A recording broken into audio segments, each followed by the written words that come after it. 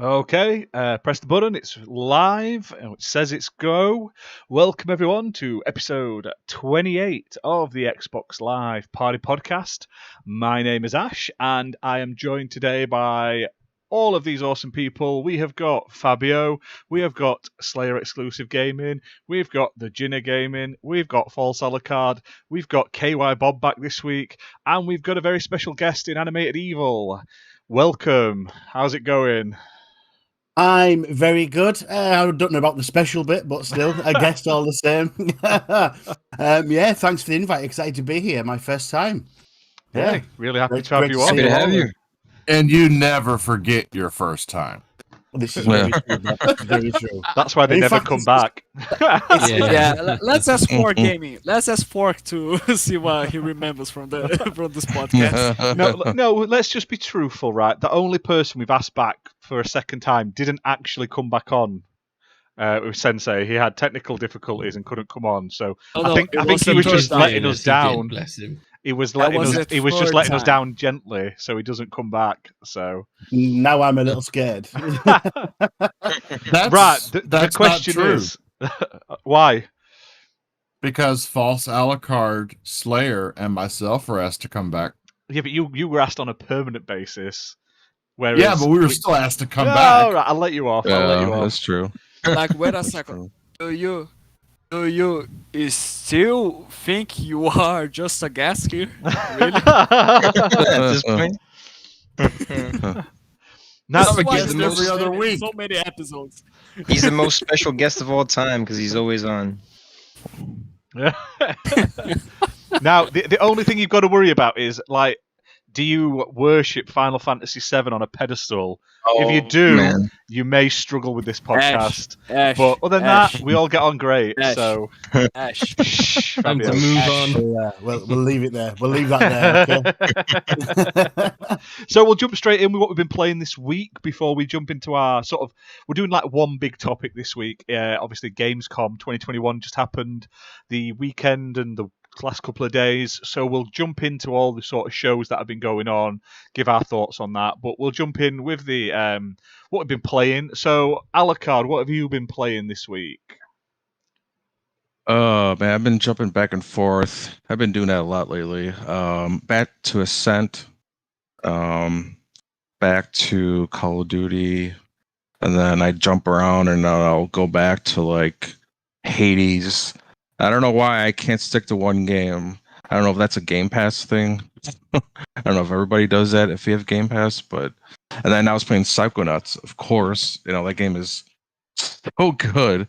Like I didn't realize how good it was gonna be, you know, like until you actually play it. And I'm like, this game is like amazing. It's like I feel like it's so well done, and the psychological, like, you know, terminology and everything, and it's like, oh, this is the censorship, and it's like this nerdy guy with glasses, and he's got a big censor pad, and he's like trying to censor you, and so everything can hurt you, even though you're just inside someone's psychological makeup, but you can actually get hurt by his doubts. So a doubt, I think, wasn't it like a blob is doubt, and it slows you down if it touches you. Yeah, Right? Am I correct about that? Yeah, so it's like it's so clever. And, It's like the best ahead. the best design for me is Regrets. yeah, Just a bug What? with a giant anchor. yeah, I really I like like- emotional baggage. yeah. yeah. Emotional baggage that's crying or whatever. And you have to find like a tag or whatever for it. Regret what's, looks very similar to like some of the characters in like Rayman, some of the enemies. those tooth fairies. I was like, what Oh, the those hell guys are are those things? And they're like, and they keep on talking, and they're like, hey man, what's going on? You know, like, or they're like, I forgot how they talked, but it was like mobster talk or something like that. I don't know. Yeah, the New York Mafia. I don't know. Yeah. And then like the game is actually, some parts are actually like when you first start the game, it tells you like warnings of like phobias, you know, like teeth. You might have a problem with teeth or something else, you know, so it kind of warns you. Like some parts are kind of like creepy, and like the zipper teeth, that's really messed up. Or like you can pull teeth out of gums and like throw them at people that are in the environment. So it's like that game is so clever. And you can see like this is one of those games like this game in Hades where it's like so much passion, that they put into it. It was like artwork. Like some games just have that artwork kind of like feel to it than other games, so. But I'm sure you guys have played Psychonauts, and so if you've all played it, you all know probably what I'm talking about. It's so artistic.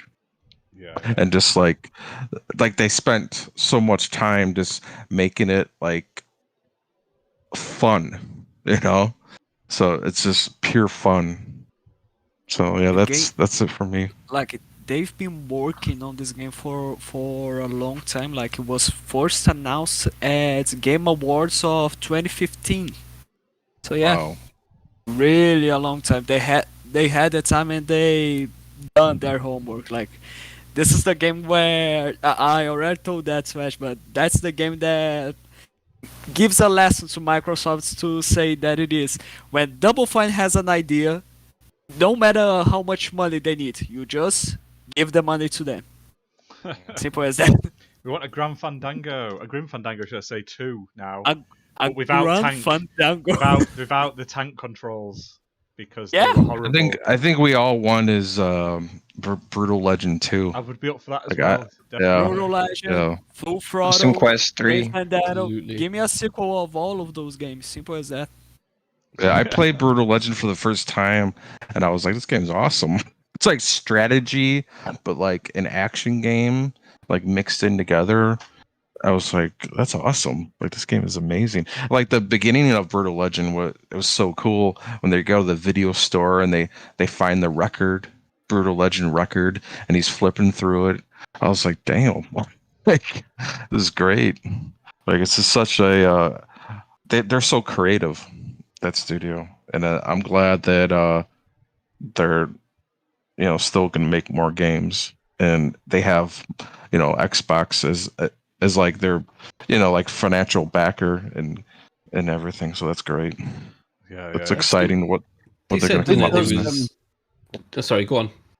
I was going to say on that point where you're saying you want a Grim Fandango 2 and thing like that, with their release into Game Pass not so long ago, sort of those remastered versions, maybe they were testing the water to see how many people played them. On obviously, fingers crossed. If a lot of people did play them, because obviously there's a lot of younger people out there that are on Game Pass that probably didn't get to play them the first time out. The same as Psychonauts. I'd love to do the biker game. I can't remember what it's called now. Full Throttle. I'd love to see a sequel to that. Maybe not in the point and click art style, but in the world, and keep it cartoony and sort of that sort of art style, but not like flat 2D. Make it like a 3D sort of world, because like the motorcycle sections could have been so much better. And it's such a cool little game. It's only like a handful of hours. It doesn't take you forever to play it, but that was a world that I felt like could have been expanded upon loads more. Like they only touched like the tip of the iceberg. So I'd love to see that come back in some form. I'd take a point and click adventure, but I'd like to see him like maybe try and update its sort of modern sort of gameplay that they can do now, and sort of see what these new consoles can do with like increased power and stuff like that. But Absolutely. What have you been playing in Animated Evil this week? What have you been playing, good sir? Only 2 games this week. I had a busy week. I have been dipping back into Hades. I'm playing that as my first ever roguelike game. I saw a couple of people play it on YouTube on PC. It was Flamish and Goatforce. Shout out to them. And I really liked the look of it when it was on PC. But my tin pot machine would never run it, and I was so looking forward to it coming on console. I got on that and really like it. I've only done something like 43 runs. I don't think that's a lot. I don't know, is that a lot? Not escaped yet, but I'm getting further and further most times. Not delved into the God mode yet, but I have been tempted. When it gets infuriating, because one minute you can beat a boss, the next time you don't get the things you want, and you're just like, I'm dead. I know I'm dead. I don't even know why I'm bothering. So I've been playing. sometimes you get Meg, and I find her really easy now, and then other times you get her sister, or one of her sisters, and the one just beats the shit out of me. Yeah. So that makes my run tougher straight away. But doesn't it feel so good when you get Meg again? It's like, yes, I can get past this one. Yeah. She's so mad at you too when you kill her. She's back in like Hades like realm, his like office or whatever, and she's all pissed off. Yeah. That's funny. So I've been playing that, and I have been playing Marvel's Avengers as well, which I'm really enjoying. Never played it before. I'm not a huge fan of the whole Marvel thing because I don't watch anything. I don't sit and watch movies. So Marvel to me is a little bit overwhelming. But put it in game format, I'll eat it up. So I've been enjoying that as well. Nice. Definitely. Have you tried the new expansion? Yeah. No, not yet. Forever. It looks good. Did you try to play with someone else, with some friends or online stuff like that? Not yet, because I've only had the chance to put maybe 4 or 5 hours in maximum, I think. So I'm still going through the Kamala Khan bit. Just done the. I think I'm quite early on that anyway. I've just about to get to the face off between Hulk and what's his face, Abominable, is it? Yeah. Yep. So yeah, I was about to hit that boss fight, and I thought, do you know what? It's about bedtime. It was 1 a.m. It's like I'm too tired. So next time I load it up, and I'm under instruction because I was gifted the game. Shout out to Infinite. I have to stream it, so them's the rules. Big shout out to Redders TV and Stubbs in the chat. Nice to see you this weekend, lads. Hope you're having a good day. Who wants to go next? Slayer, what you been playing? This is very well organized. Who wants to go next? That's it. Amazing. That's organic. it. It's not your turn, As Fabio. always. Shush, please. Shh. Slayer's talking now. So for me, it's actually been kind of like been a little bit busy, so I haven't been playing that much. But I have been playing a lot of Psychonauts 1 and 2. I've actually been playing them alongside each other. I wanted to try to finish Psychonauts 1 before Psychonauts 2 came out. Did not get a chance to do that, unfortunately. So now I'm just kind of like playing them alongside each other. I'm trying to finish up Psychonauts 1 faster before I finish off number 2. Both of the games are amazing. Like I have to say, like Psychonauts 2 is definitely a huge improvement over number 1. It's basically the same game, like in terms of like the systems and everything it has, just modernized, and obviously everything like the graphics and everything. But I have to say, I think Psychonauts 1, I'm playing it on the Xbox Series X, and I think they really upped those graphics through the, like naturally through the Series X. Because like when you look at the cutscenes and then you look at the actual gameplay, like you can see the difference. Like the cutscenes are still like the base Xbox cutscenes, but then when you actually get into the game, it looks really nice and crisp and colorful, actually, which is kind of cool to see. That's because I think Psychonauts 1 is optimized for the One X. Yeah. Oh, okay. And since both of them, both on the Series S and the Series X, will have the auto HDR feature, it's gonna look way better.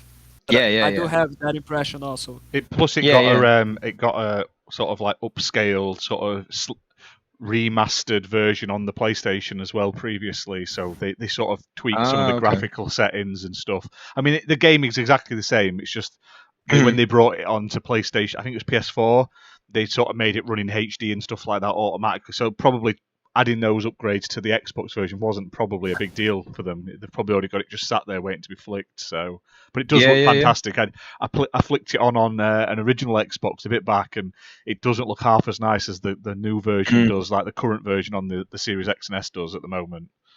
Yeah, I can imagine that. I mean, like I said, I've been playing it. It looks really nice. I was quite surprised by the graphics. When I first saw it, I was like, wow, this actually looks really good. And then I remembered, I was like, oh, wait, this is probably optimized. And I was like, okay, yeah. No, but, you could definitely tell that it definitely shows its age a little bit. There's definitely some certain aspects about the game that, are from, like, that time. Like the very slow start to the game. And, like, you're, like, just a tutorial for everything. And obviously there's still the It still has that letterbox perspective because it was, it's not made for modern day TVs. But it's still a really good story. It definitely, Psychonauts 2 does a really good job of like filling in the gaps for anyone who hasn't played 1 or Rhombus of Ruin. In the very beginning, it has that little like 5-minute kind of cutscene, which is pretty cool. But it's nice to see like the actual story play out. And the levels are very like the levels for number 1 are very unique, and each of them is very, very wildly different. Like today, literally just before this, I played through the Waterloo level, which is like a Napoleon like Catan style like level. It's really, really cool. One of my favorite levels so far. But yeah, so I've been playing Psychonauts 1 and 2. Like I said, I want to finish off Psychonauts 1 and then continue with 2 and just finish that off. And other than that, I've been playing a little bit of a few indie games. I played this one game called Akinofa, which was really interesting. It's like this side-scrolling shooter. That one's mostly just for the achievements. That one wasn't that great. But I played this other game called Stone. Ash, I don't know if you got a chance to play it yet, but you asked me about it. Yeah, I haven't yet. No. It's interesting. It's definitely, you could definitely tell that it's like low budget. But it wasn't terrible. It didn't have a terrible story, but it was a little bit all over the place, I felt like. And yeah, but it was like a quick like hour and a half experience, also easy achievements. And other than that, that's pretty much it. I mean, I finished off Dying Light.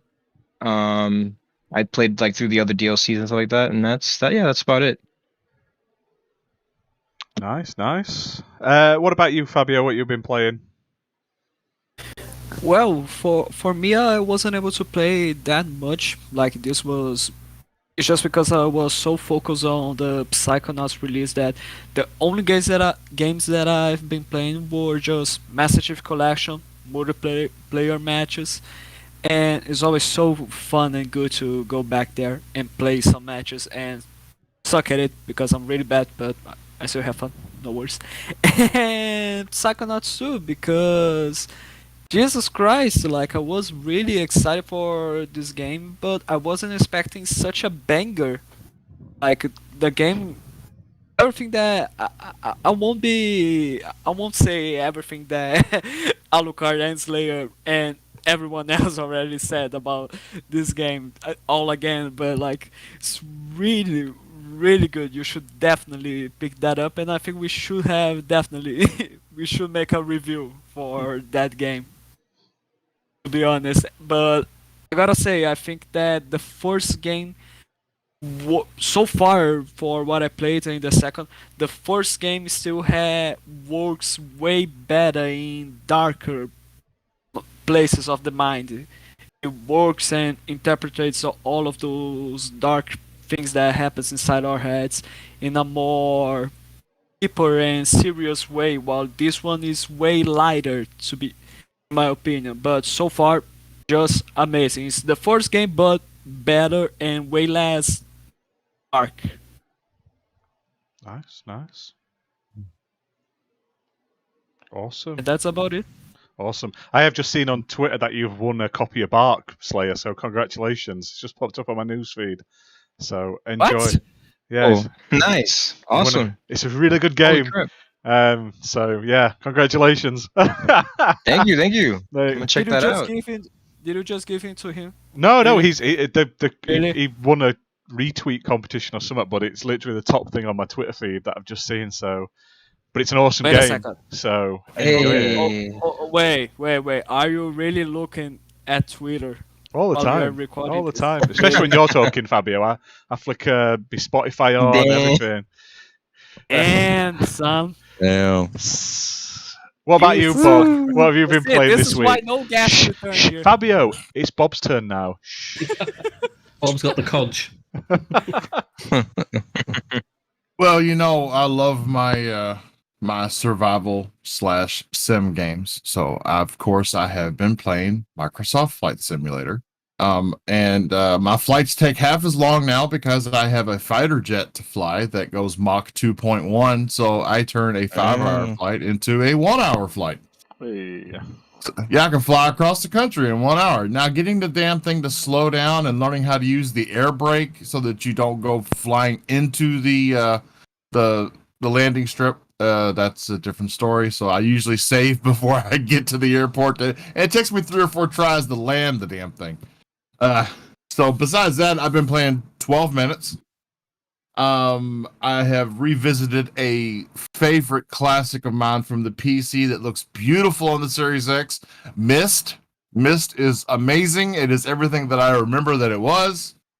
I've been playing Rays of Light. I've been playing Along Dark.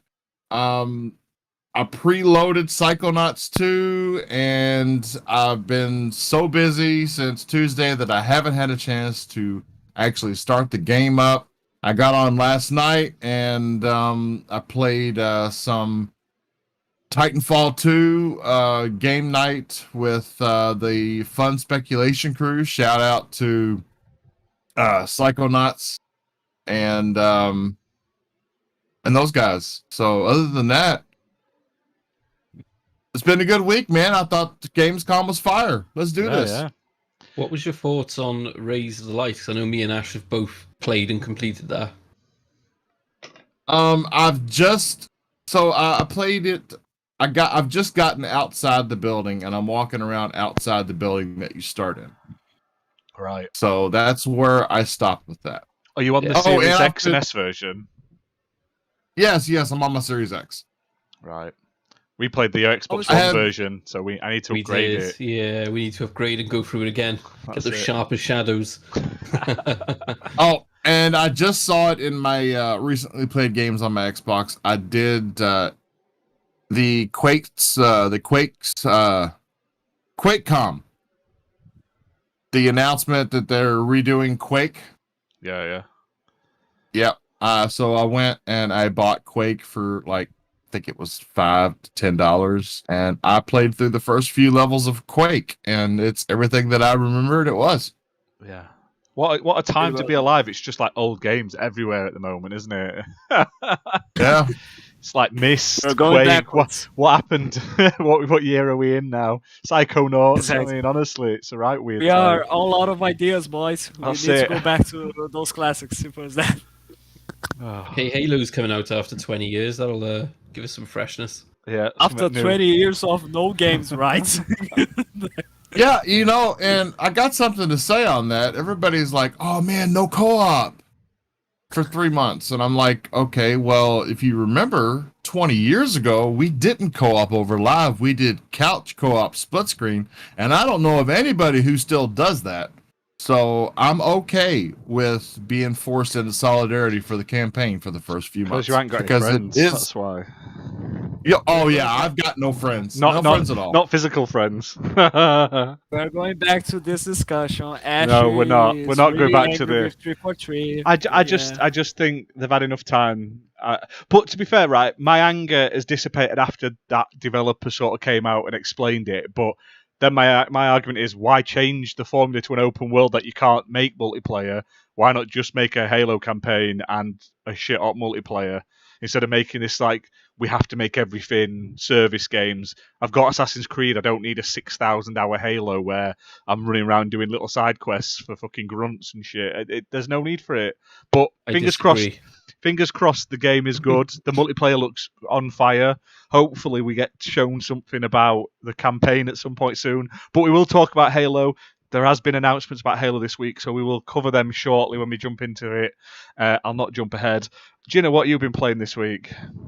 I just want to say 100-hour Assassin's Creed. I'm with you. That's way too long. 100 hours Halo. Sign me up. I'm in. Let's go. No. I'm done. No, so this week I played and finished 12 minutes. Really good game. Enjoyed that. I found myself playing a lot of Art of Rally again. That game, the more I play it, the more I'm enjoying it. Of course, I played Psychonauts 2. Who hasn't? I think one of the things you guys mentioned was just how much detail there is in the environment, and I think every single area is so well designed. And it's not just like you see people, the usual idiots online sharing screenshots, going, this game looks awful. And it's like, this game looks like 10 different games. If you play different parts and different levels, the graphics and art style change so dramatically. There's the one bit where you're inside the guy's head and you see his teeth and his tongue and his eyes, and you climb up his vertebrae to get into his mouth, and that bit looks amazing. And then you go to another bit where it looks like a Beatles, Sgt. Pepper's LSD infused dream, and those two look like completely different games. So if you're sat there going, this game looks like trash, you're so wrong, because this game looks like so many different things, and every one of them is perfectly done to the art style they're aiming for. It's just, there's so much effort that's gone into this game. And I read somewhere that the boss battles had been pulled, and then once Microsoft kind of got involved and bought them, they gave them time to put the boss battles back in, and I'm glad they did, because I think without them, they would have been a very unsatisfactory end to each level, if you like. It would have just been, you've made your way for the level, now you jump out, whereas those boss battles really cap them off. I gotta say, there was a specific boss fight that I was like thinking that this is disgusting. I'm not gonna lie. I'm not gonna say which one it is, but I think you already played and you know what I'm talking about. God damn it. Yeah, they're great. I particularly like. It is I really said I got to the Jack Black moment because everyone knows he's in the game, he's involved, he's quite a bigger part than I thought. From the way they did, I thought he just recorded a song and that was it. But it turns out he's done a lot of dialogue. He's in the game for a while, and the section where he's involved is the best part of the game so far by a long way. It kind of, the first game was great. The second one, there was a lot of previews from people saying, "Oh, Game of the Year contender and best game you'll play this year," and I was like, I'm not sure. And then now I'm playing it, I'm like, absolutely, I can see what you're saying. This game is amazing. It's far exceeded my expectations. It's incredible. And then I've also started playing again Downhill Lonely Mountain, which is just this weird mountain biking game, which I know Alucard's played as well. I don't know how to describe Alucard. It's fixed camera angle. Yeah, like it's like going down obstacles, like a path, and you're trying not to crash. So it's kind of like, if you remember Excite Bike, but like at a different angle. And it's awesome. Like, it handles really well, really smooth. It's a lot of fun. Yeah, if you can go pretty fast. If you crash, it restarts you. So technically, it's a roguelike. So I think this is the Hades of biking games. That's exactly what it is. And it gives you challenges to go back and do it again in certain ways, or finish a level with, without crashing so many times, or do certain checkpoints under so many seconds, and then you unlock more things, and it just keeps sending you back to the start to kind of do better. And yeah, it's a really good game. It's more off-road. Yeah, I didn't get to do a lot. I've been really busy in work, which means I couldn't sit there and do, recompile in 13 hours in 2 days. It's not been that kind of week for me. So. Oh, tell me about it. I've hardly played anything this week compared to last couple of weeks. It's been a very, very, very slow sort of gaming week for me. I've played Psychonauts like most people have. Really, really enjoying it, to be fair. Really, really thought it was, so far, I'm not really, really far in. I'm a couple of hours in, but really enjoying it. It looks amazing. The story is weird but intriguing. All the characters are like stand out, and they've all got their own little quirks that I really enjoy. And I'm really enjoying it. It plays solidly. There's a few little platforming niggles, but it's just from being a platformer. But the rest of it's really fantastic, and I can't wait to finish it, see where the story goes and stuff like that. And I love that bit where, quite early in the game, there's like that door, and it's like a proper portal, and I was like, that's pretty awesome. Like, you're running around it like a TARDIS, then you run inside and it's another area. I thought, that's pretty cool. That's what modern consoles get you nowadays, and I assume. There's a lot of that. I say that it's not modern consoles because it's on Xbox One and PS4. Yeah. Is there, wait a second, is there any magical SSD in there? No, but it's fantastic. I really love it. I just thought it was a really cool thing to witness and just play around with. I just thought it stood out as one of the cool things. I went, oh, that's quite neat. So, other than that, I've been playing Greek Memories of Azure, which is a cool little indie game. I highly recommend people check it out. It's like all hand drawn. It looks absolutely fantastic. I'll put some up on screen for those watching at home. But yeah, it's a really pretty little game where you basically control different people, and you have to flick between them at different times to sort of progress through like the puzzles and stuff like that. But really, really sort of more gorgeous than I thought it would be. And I'm sad that no one talks about this. I feel like Hades coming out has overshadowed it, as this is probably, I think it looks better than Hades. I think it's story-wise, I think it's better than Hades. But I just feel like Hades has overshadowed a lot of cool indie games, and this is an indie game that people should play. It's like 15 quid, 15.99 or something, published by Team 17, but it's a fun little 2D sort of platformer, and I like you flick between three of the like siblings to get different powers and abilities, basically, to work through puzzles. I'm not super into the sort of Hades play style, so I have been playing a bit of Hades because we've got a copy to do a review for, but I've even tried it with God mode just to see if it made it enjoyable for me, because I got my arse handed to me by Death's Door. I hadn't put my hands up. I'm not a roguelike kind of guy, but the God mode made it at least enjoyable to the point that I wasn't stupidly frustrated. I could progress a bit further than I normally would do. So I'm grateful that these sort of things have been added into games. Hades plays fantastic though. It feels so smooth. It looks great, but it's just not my cup of tea, unfortunately. But like I say, it is a decent game. And other than that, I'm just trying to think. I've been playing another little indie game called Space Station Sprint, which is like a first-person shooter game, but you basically got like 30 seconds a level, and you have to get in, find something, and then get out in like eject from this space station. And if you do certain things, it gets you a bit more time. So you can either just run in, get what you need, and escape, or you can try and sort of like combo kills and blowing things up and destroying things to like build your time up to keep going. It's a fun little indie game. Like I say, it's just come out and it's not a huge amount of money, so I highly recommend checking that out. I will do a full review in the next couple of days. I played Orbibot by Ratalaika Games. Fabio was in a party while I was playing this, weren't you, the other day? It's like a Sophia game. You're like a ball rolling around to get to the end of levels. I was getting angry at it. It was shit. Yeah. It was just terrible. Like, there's bits where you've got to go up on a little rail and like in a circle, and it would just fall off the side. Like normally, like Monkey Ball and stuff, and all those other ball games where you're rolling a ball around. When you go onto rails, there's sort of like a resistance slightly on the rails, so you can sort of follow them along. This, you have to like crawl at a weird pace, then turn your camera like every inch just to get up a bloody ramp on these fucking rails. And I were fuming, when I had Fabio, and then it just wasn't working at times. I was so angry in that party chat. This was the first time that I saw Ash really angry with a Ratalaika game, and he played a lot of shit games before that. This was a really shit one. This is the only one that he was actually saying that this is shit. Yeah. I mean, normally you need to get good, Ash, to be honest. I clearly do, yeah.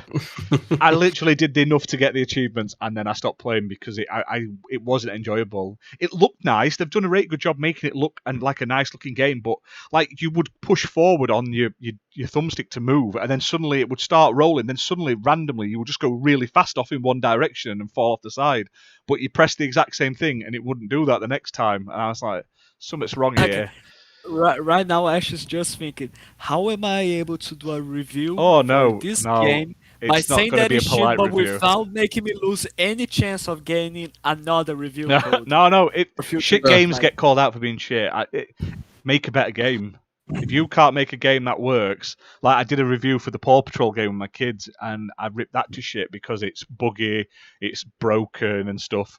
I don't care. If you can't make a game, if you're going to sell a game to people for real money, make sure it fucking works. Let's just end the game. Do the review right now and then clip it. Yeah, this game is poor shit. Kids were sat there enjoying Paw Patrol. Saying, "Oh, it's a good game. I'd recommend it." And then it cuts back to you. It's shit. This is the worst game ever. That is it. If anyone's watched it, it's like 2 minutes of my kids saying how good they enjoyed it, and then it's 8 minutes of me saying, "Don't buy it. Play the other ones." I think that people are fed up. So innocent. Good. Would you recommend it? Yeah, I'd recommend it, probably. And then you were mocking them for saying probably at the end. And then it cuts back to you going, this game is shit. It's not even the real voices. It doesn't follow the story. It's terrible. Yeah. It's true, though. From a parent's perspective, though. Yeah. I think people are fed up with broken games, man. I mean, I'm tired of it. Like, the gaming industry is the only one that's they allow games to be broken and released. You know, Oh Like, yeah. I don't get it. I've I had don't a few understand games it, man. recently where they just don't even I don't launch understand. properly. Like it's like a 1 in 2 chance that it's going to actually boot up on the Xbox because it asks you for permissions at the beginning of the game, but half the time it just doesn't work. But they're like, yeah, it doesn't matter, we'll No. just release it anyway. No one gives a shit. Broken like that- achievements No. and stuff as It's, well. yeah, it's like they've got that that'll do attitude, isn't it? Yeah, they don't give a shit. Yeah, that'll do. Launch it. Some idiot will buy it. That'll do. Yeah. Unfortunately, Someone's that's where gonna we're be at. stupid enough to or buy it or ask for a review code. Someone named Ash, maybe. I don't know. I'll review whatever we Yes. get sent. Honestly, good or bad, someone will probably like this game or any of the games. But when they're broken beyond belief, to like the Paw Patrol game, literally you couldn't progress. I had to hard reset my Xbox and my game multiple times, deleting the save file to get it to let me progress through the menu. And I looked online. I even tweeted the developers, and there's about 10 comments all underneath from all different platforms saying it. So they've clearly rushed it out to get it out with the film, that even though it doesn't actually follow the film anything but the name and like one character. So it's just a cash grab. And companies like that, they don't deserve my money, which is a shame because Outright Games normally put out semi-decent games for kids. They're not going to be like game of the year, but my kids enjoy them and they're not broken. They play. Do you know what I mean? So Yeah, they did the Adventure Time ones, right? A couple of them were like one of them. Yeah. They weren't And those are pretty perfect, good. but they're all right. But this one just felt Yeah. it feels like they've rushed it out to get it out with the film. Now, there's a few people in chat. We've had a stub saying Gears launch buggy, so Halo Infinite must follow suit. Probably. I mean, they've had to cut the co-op and Forge and other stuff out to get it out, so there's probably going to be bugs in there. Redders has said, release now, patch later. That is literally the way of the world nowadays. When games have day one patches, there's something wrong. I mean, remember Tony Hawk's 5, was it, where half the game was patched in on launch day because it was that bad? Like, you actually buy the disc and there's nothing on it. We've gone gold, which means the game's done and it's in a playable state. Oh, and then you have a Cyberpunk did patch for that. 40 gig afterwards. And it's like, it wasn't that playable then, clearly, was it?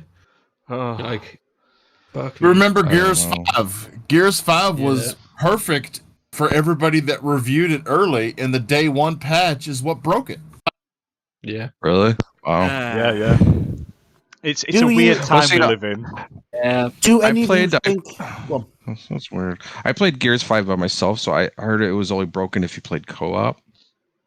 Yes. So I was fine with me just playing the single player, but I was going to ask, do any of you think that this could possibly be resolved once the studios are running at full tilt again? Do you think a lot of this is because these No. studios are? No. It was happening before COVID. I think that it was happening way way of the before world. that. Hell, But it's just got worse Fallout and worse. hasn't it? 76, was it before or after COVID? Yeah.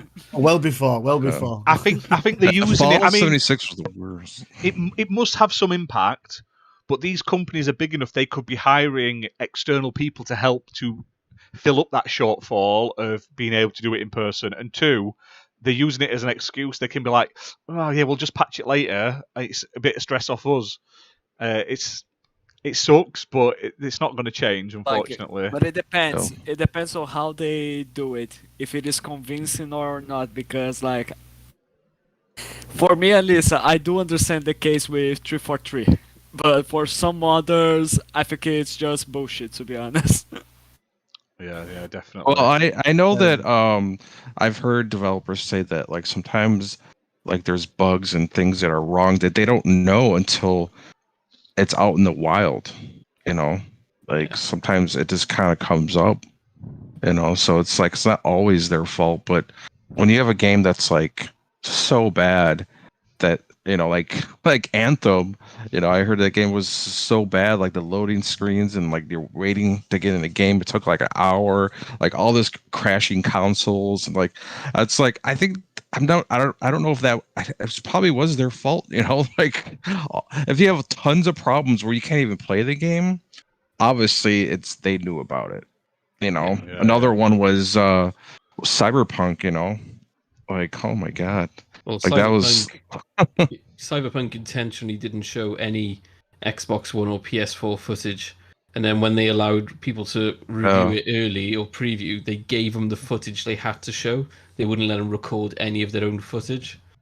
So, and then they gave them the big fancy yellow gaming chairs as well to sweeten the deal. So, Yeah. Let's not get on about them ones. We had a discussion about similar things about that early, didn't we? yeah. But yeah, like I say, I don't think it's going to change, and I feel like a lot more games are going to come out this year, broken, horrible messes. I mean, Cyberpunk's still not fixed, so I don't hold hope for Halo. I don't hold hope for any of the games coming. I bet Back 4 Blood's got some buggy issues in it. This is going to be the case. I'm just expecting it now. So hopefully I'm wrong. Apparently, The first week of Cyberpunk's- Back for Blood, the first weekend demo, I couldn't co-op with anybody. Yeah, exactly. Yeah. I couldn't even play the game, dude. Like, I couldn't even do anything. Even better. I quite Beautiful. enjoyed it though. It has so much potential apart from the racist zombies. I mean, it's doing it's doing pretty good. It played really well. Apart from racist zombies, I had 0 issues with the game. I got lucky. Yeah. And see, I don't understand why some Like people. Riders. I don't get it. Some people are like, "Oh, this game works fine." Other people are like, "I hate this game. It's so broken." So it's like I don't understand why everybody's experience is different. You know, like it's just I've I don't no know, idea. it's so weird. No idea. I had the same with Outriders. In the end, I had to complete a solo because I never got to play a game for more than 20 minutes without it kicking everyone from my party. Whereas I know Wow. other people who played the entire campaign and had no issues. So like, I'm sure Bob's played a lot of co-op Outriders. A little bit, yeah. Yeah, all I've ever managed was 20 minutes before it kicked somebody, and me and my brothers, bless them, they just kept joining in, and trying, and we were loving it when it worked. It was a great game with 3 of you playing a solo. No, that was good. Anthem was the same way. Anthem, given when it these worked, games their it own was so emoji. much fun. I always thought An Anthem emoji looked for those wonderful. games, did you say, Like, the animated? graphics and everything, and like flying around. I was like, damn. Now, But yeah. pay So attention to Animated Evil. He has something really serious to say. bad. There we go.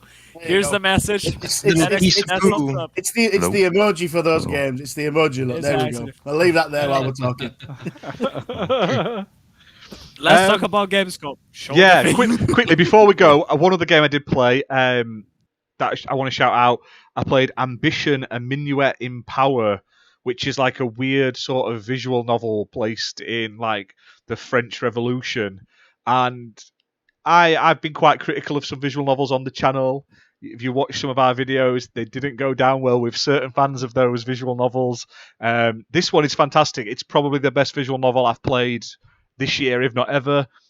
You basically go to parties and stuff. It reminds me of that, is it Bridgerton's on Netflix, where they're all having like the parties and they're all just gossiping, and you're basically flogging the gossip afterwards, and you're sort of selling on like your secrets, so you can either go more like military or you can go sort of like with the resistance, and you can sort of do vice versa, and you can sort of play one against the other, as well as weird like dating sim as well. It's a weird little game, but it's really good. It's got amazing sort of period artwork and music, like orchestral music, which is really good. But yeah, weird game, and the fact that you can get your head chopped off halfway through because you say something wrong, and they put like a bounty on your head because you've just been gossiping about like how to mess up the French military and stuff is funny as out, and so much more in depth than I've played a lot of the visual novels we've played on the channel for reviews and stuff. I would highly recommend, if you're into visual novels, try that one. It was successfully kickstarted a bit back, and it's just come out on Steam. And yeah, if you like period dramas and you like a good bit of gossip and shit, that's definitely for you. It's a really, really good game. But yeah, we'll jump into the topic of Gamescom. Now, obviously, we'll be talking about basically 3 shows today. There's the Xbox showcase of sorts, which was on the first night. We'll be talking about Opening Night Live, which is sort of the generic show hosted by Jeff Keighley. And then we'll quickly go over the Future Games Showcase. I don't think many people will have watched it, but there is some interesting games been announced there. So, obviously, the Xbox Showcase, this has been a bit divisive on the social media by people that don't actually understand what this show was supposed to be about. Aaron Greenberg came out about a week before the show and said, we're just updating you about games that are coming out this year and updates for those games. Yet people went into it thinking it was going to be like an E3 mega showcase, and they've obviously been disappointed. Now, I didn't mind it. It was 90 minutes long, like an hour and a half long, I think it was.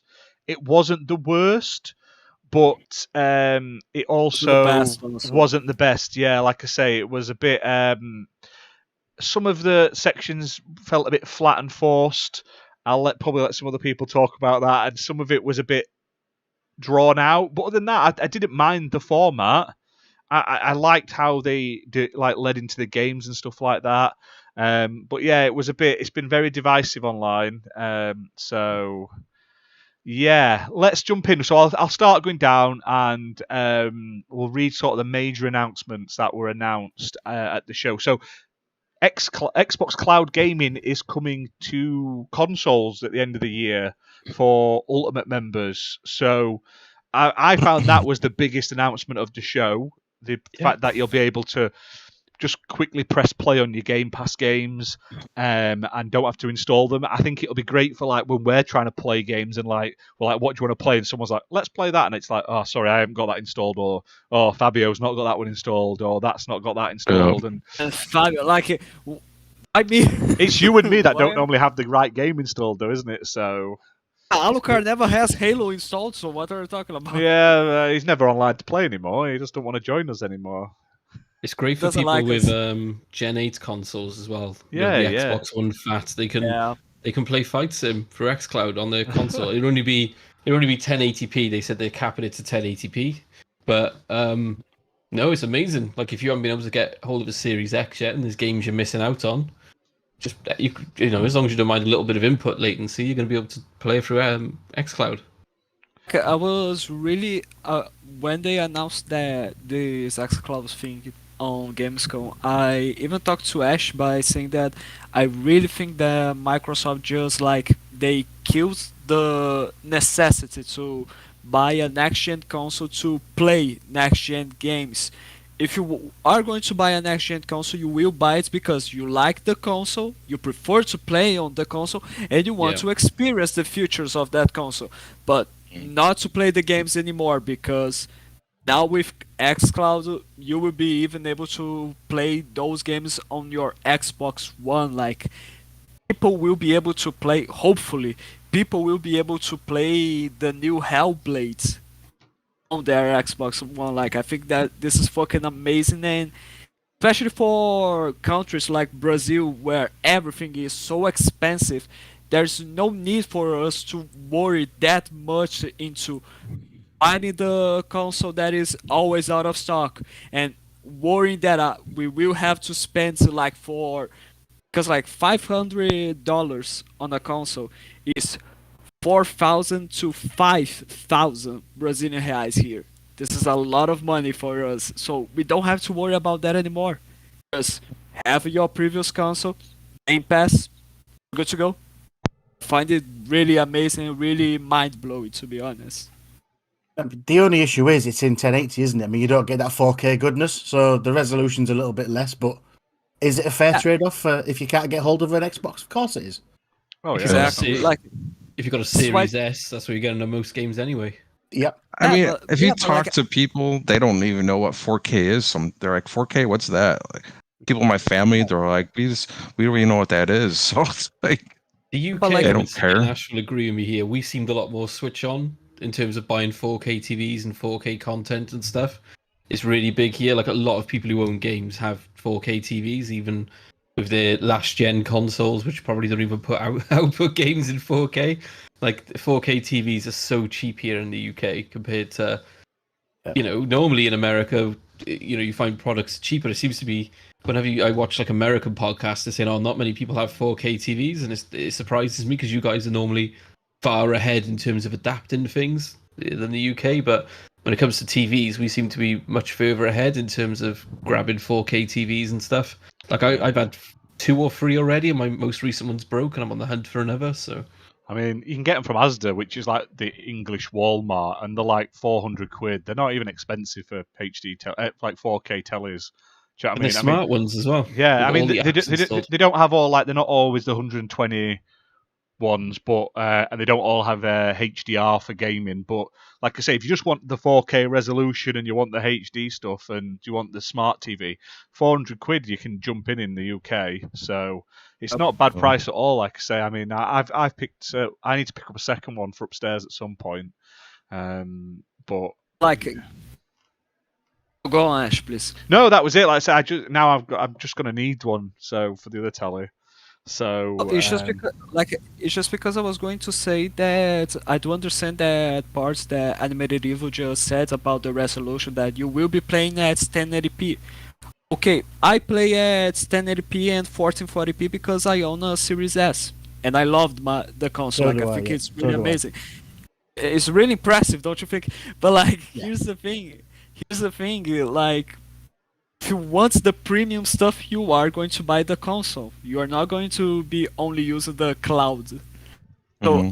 I find it really amazing how the most important that it is to play the games, everyone will be able to have access at a really good price and without having like the obligation to I need to get this console so I can experience this game.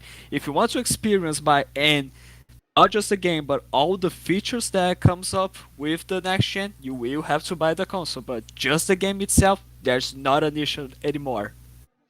yeah, my only thing I want to see going forward though is let us play all the games we bloody bought on xCloud. Like, yeah, it's great we can play Game Pass games. It's fantastic. I love it. But I've got like 1,000 games in my library. I want to play the rest of them. Like, just flick the switch. It doesn't have to be on Game Pass. Just say if you own them and you've got Game Pass Ultimate, you can stream them now. That's all I want. And it doesn't have to even be on mobile. Like, it doesn't have to be even accessible on mobile if they don't want to do all the inputs. Just say when it comes to console, if you've got them, you can play them through the console via streaming, and I'd be really happy with that. They don't have to do anything then. It's not like they need to do a new UI or anything like that for the other systems, but just flick a switch, because xCloud at the moment is linked to Game Pass to the point where if you don't want to play on Game Pass, you're not going to get a benefit from xCloud. Like, a lot of people would probably want to play all the other games they own on cloud. Do you know what I mean? That's the whole point of it in the future. I assume that's the long-term goal, and they're slowly doing it. Game Pass Ultimate, let's get them in. Let's slowly add each features, which makes sense because then they've got a talking point every couple of months. Like, we've added this, we've added that. Like, they could add all those touch controls in an instance in 1 month if they wanted. They're dragging it out so they can make posts every month on Twitter, basically. So, but give us the option. I want to play. I've got loads of games that I don't play because I'm like, I can't be asked to install them this week, or my internet's terrible, like, and I don't want to sit and have 400 games patching one day. Do you know what I mean? Just let me click play it for half an hour with my friends, and then I can go back to it when I need to. That's all I want, and I hope that's where xCloud ends up. Anyway, Well, I know that all games that come to Game Pass now have to be compatible with Play Anywhere, don't they? That's Play Anywhere, and also you can stream it via xCloud. That's kind of the deal at the moment. So if you want to be on Game Pass, you have to be able to play it on your phone, on the go. So with any games going forward that come to Game Pass, you're going to be fine with that.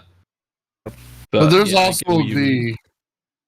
also the difficulty in, so when you play a game on xCloud, you're actually using a server blade that is essentially an Xbox console in a rack. That means that if all the games that you own, you could play them through xCloud, those would all have to be installed games on their server in a playable state. Not like, it's not the same file that you go on the store and you buy and you download. That's just the data. Oh, I understand that. That's why I'm data saying for you. I hope it comes in the future, like in when they get that those magic numbers on Game Pass where there's 50 million plus people. Hopefully they think, right, maybe we should start rolling it out. And I would even be fine if they put stuff out for like the smaller games, but they said you might have to wait to play some of them because there's a limit to how many can be played at once. Do you know what I mean?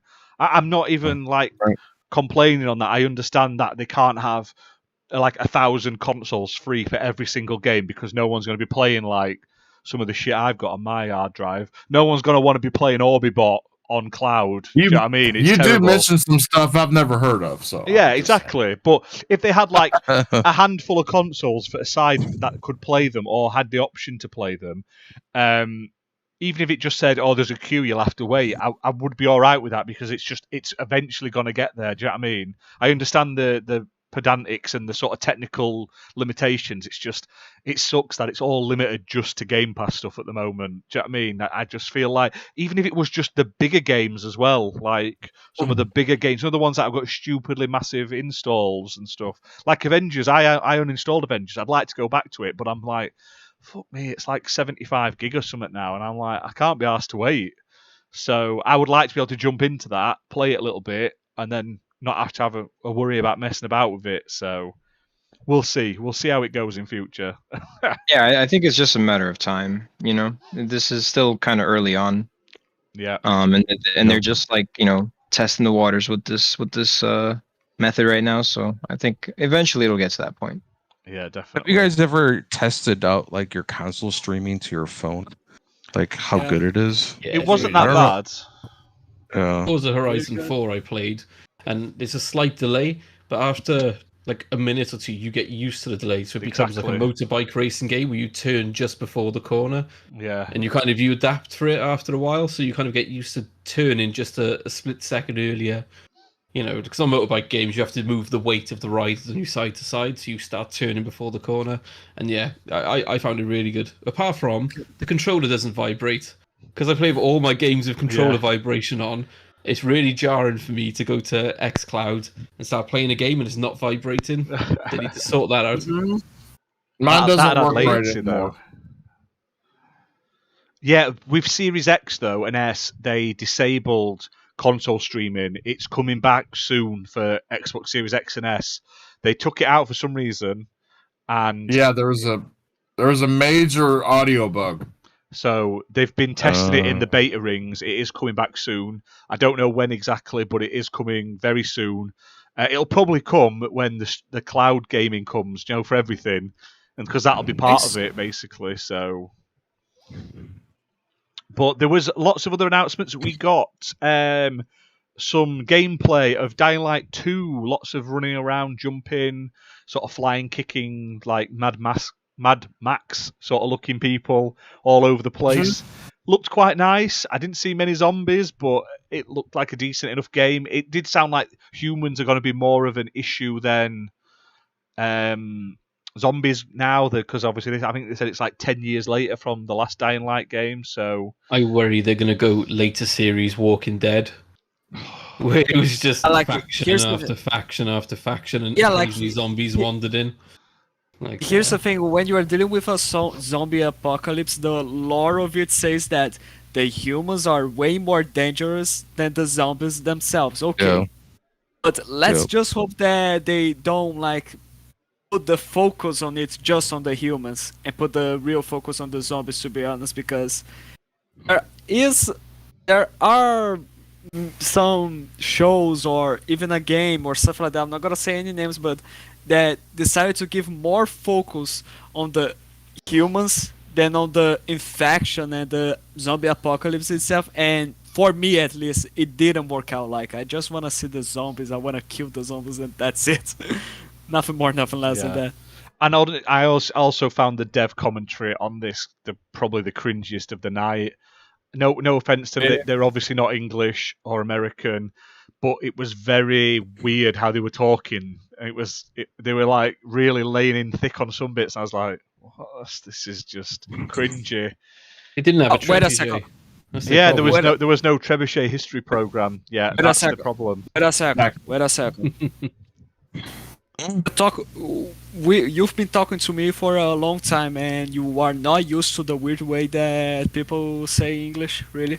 No, but the way they were talking, they were like having a discussion with each other, like, you will really like this bit. And I was like, it was just terrible. And that was and I butchered that, and I apologize. I'm not, that was a generalization.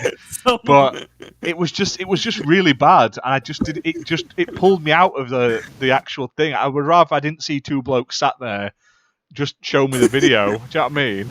It was bad. But then we moved on to Bob's probably favourite bit of the night. we got Yeah. so much Microsoft Flight Simulator stuff. Oh We my got God. a World Update 6, which looks like it's Germany and Austria and stuff like that.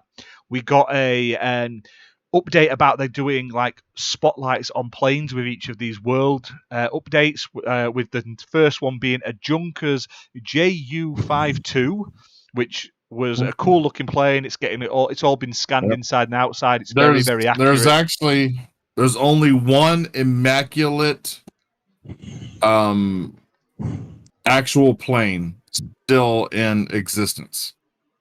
The rest of them, none of them fly. And that one plane, they were able to come in and scan it down to a 3mm definition. So Incredible. They managed to find Nice. a pilot who actually flew one as well, didn't they? Yes. Yeah. Awesome. Yeah, the amount of detail they go to on this game is unbelievable. I don't know if this is going to be a paid expansion for the plane. I assume it will be. I don't think they'll throw it in for free with a world update, but we'll see. They've also We're gonna have races. yeah, they're One getting thing I will say We're as gonna well. have races on Microsoft Flight Simulator. I'm really excited for that. Not gonna lie. Yeah, that sounds fun. Races look great. However, Alucard is just section- that inside. Yeah, that sounds fun. this little section, right? How many times did they try Danger to zone. land danger zone? Even the French guy who barely, could put English together, bless him, and he was trying his best. Occasionally went danger zone, like expecting Paris to laugh at him because he said it, and then Paris quickly got his glasses. Did you say danger zone? And chucked him. Oh my god, fucking. He did have a broke me. nice jacket, that Frenchman, though, didn't he? He had a really cool jacket. Beautiful.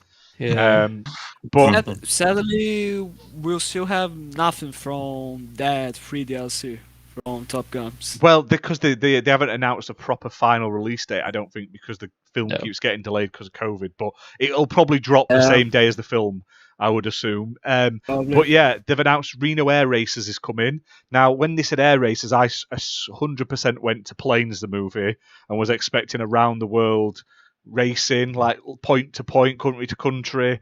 I'm disappointed that's not it. So if the Flight Simulator team are listening, I would really love a Pixar, or it's not Pixar, it's Disney Toons films, Planes spin-off game or expansion in it where we do around the world racing. That would make me very happy, please, thank you. Oh yeah, you can be sure they are listening. They Go are on. clearly 100% watching this show. I like your jacket, I mate, know. so do us a favour, put that in. And also, the thing I thought was cool, they're working with like a prototype company that are unveiling some like prototype helicopter thing called is it a volocopter or something like that? Which has not got a propeller. Helicopter. It's got like a drone thing, and that's coming soon at the same time as they've using that to sort of test out and sort of showcase the actual product that's not even out yet. And I thought that was really, really interesting. So Nice. Yeah, that looks cool. Looks very cool. It's like a drone that you sit in. yeah, I thought that was pretty interesting, to be fair. I think I did the same mistake as everyone else, though, when they said we're getting the world's fastest and most dangerous racing, and everyone was like, Red Bull Air Race. Yeah, exactly. I thought that. Yeah. Although you all know we'd also really want to see that thing where you just jump off the pier and crash. That sounds like yes. that's the best. I don't know if you guys get that in America and wherever you guys are, but in England there's a Red Bull thing where you basically make a plane and you run off a pier and jump off the end and crash. Oh yeah, I've seen those. Yeah, human powered, and you have to go as far as you can, and people just fall in the face, and it's fantastic. But that needs to be a game, and the Soapbox Derby, why that's not a game? Red Bull, mate, you're slacking here because it's They've amazing. got a lot of things they could make into good games. Yeah, my friend Yeah. was a photographer at one of those Red Bull Soapbox things, and he got mowed into by Hagrid in a soapbox. And I was like, that's amazing. He had it was like his Facebook banner for ages that he got mowed into by like Hagrid. Like, one thing that I would like to ask you about the Reno Air races. Sorry about that, I just butchered that. Like, about the races from Microsoft Flight Simulator, do you think that they are going to make way more arcadey, or No. they are going to continue the simulation style of it? No, it'll be simulation. Will it be a simulation? That But French guy gives no Okay. shits for your fun, okay? This Well, is like- a simulation, boy. Yeah. yeah, for They're, sure, but they're like, making a library, an archive of planes. Did you not watch the show? He's literally like, I am saving plane history. It's gone. Without this game, there is no plane history in the world. We're scanning every plane in the world and we are saving it. And we're gonna plug you in eventually in the Matrix, and you'll fucking enjoy these planes whether you like it or not. That's basically what he said. But he was well into his planes. I'm going, say Danger Zone for me so I can put my glasses on again. Yeah, I've got this whole stick about Danger Zone, but we're not going to talk about any of this DLC at all. Jesus Christ. It's fine. Like, They'll probably just hand him another curious. controller off screen, though, to keep him happy afterwards. He had one turn up today. He had one come. He put it up on Twitter. Not that I'm angry about the amount of controllers that guy gets sent. As he you works are, hard. He deserves what he gets. However... If anyone from the Xbox is watching this and and they are surely watching, Gina hates you, okay? Because he wants those controllers. I'm gonna leave it till Tuesday with Ash. They're gonna find out how much I hate these people getting controllers. And I've been really good and picked something that was trying not to be super controversial. He's like, these fucking social media bastards that keep getting sent multiple pads and free consoles. Fuck them. I'm like, all right, well, if that's how we're doing it, then. He had like 3 controllers, a Thrustmaster, a Psychonaut, a backpack, and he stood there in front of a cabinet with 40 controllers in. And he was like, oh, look what they sent me, another Xbox Series S from Free Guy. And then I'm like, oh, go fuck yourself, mate. Why are they all going to you? Share the love, spread it out to some smaller guys so they can get some exposure instead of this guy who just every day has a package arrive at his house. And works with Microsoft anyway. He's promoting these... doing their shows. This is another guy. Oh, is that another one? Paris. This is another guy. That's all right. I didn't even send you all the ones he had. He had stuff from Oreo turning up in between all these and that. Just random. It grates me. We are probably going to lose a lot of chance to have any sort of sponsor, but okay. Yeah, okay, apologies for that, but I feel bad for the people who used to run unboxing channels, okay? Because they used to get an Xbox early or a controller, they'd bring it home and they'd do a video excited showing you what they got. Yeah. The problem this gen has been that Microsoft was giving it to influencers or inviting people to the warehouse months before it came out and doing breakdowns and boxing, showing you everything. So by the time these guys get their Xbox, everyone's like, I know what the fuck it looks like when I open it. I saw it 3 months ago by a very professional production. Yeah. And this poor guy in his basement with his 720p Logitech, he hasn't got a chance, bless him. Whereas before, he was fucking rolling in views. And I get it's more exposure, but I just feel bad for the little guys who've been It's just the fact that we're giving them to people that are actively anti-Xbox normally as well, like to sweeten the deal. It's like, just get a Hitman. It's easier. It's just send shit to randomers. It doesn't even have to be to streamers. It just send it to random people and be like, surprise you. We saw you commenting about Xbox on Twitter and we thought it was awesome. Here's a fucking pad. Here's a console. We saw you can't get one, so we've took one of Paris's 20 consoles. We're giving it to you instead so you can actually join in with the rest of them. Do you know what I mean? Just that sort of thing. It just makes more sense.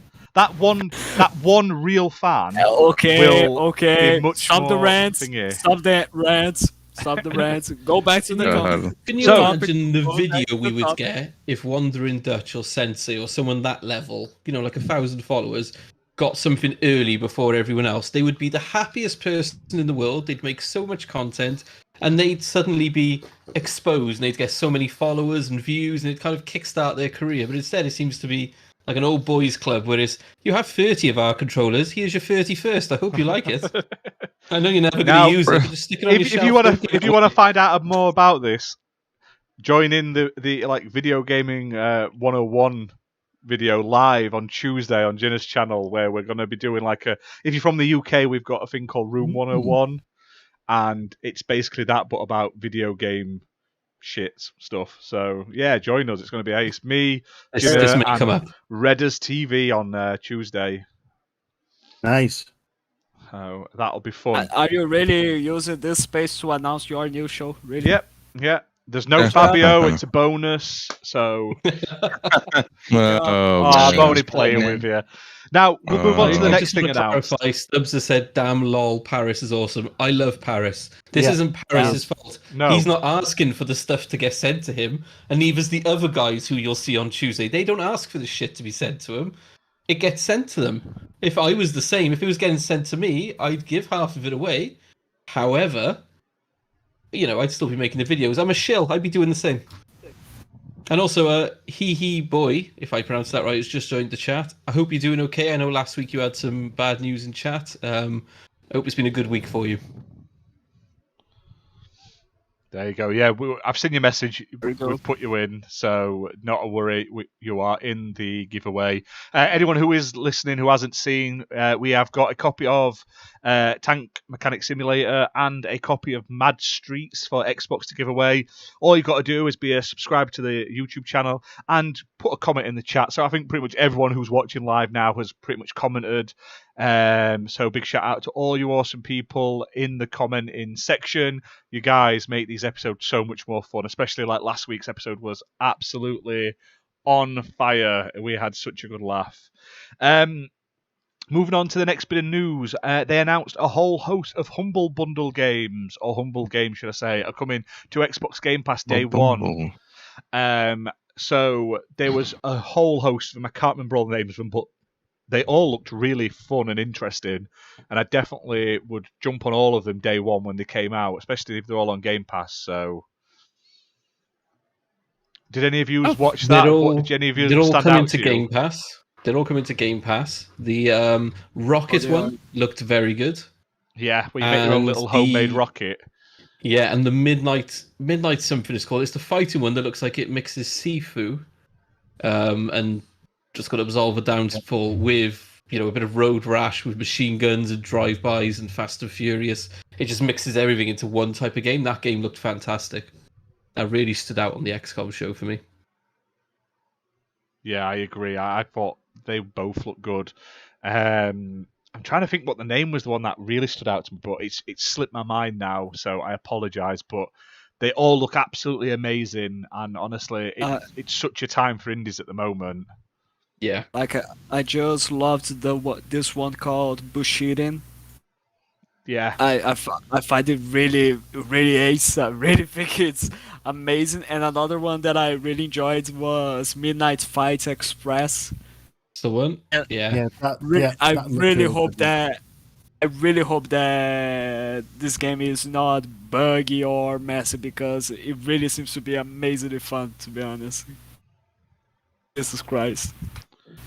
Well, the one, fantastic. I think it's one. Is that like the isometric John Wick game? Yes. Best way to describe it. That's the one. That's how to sum up everything.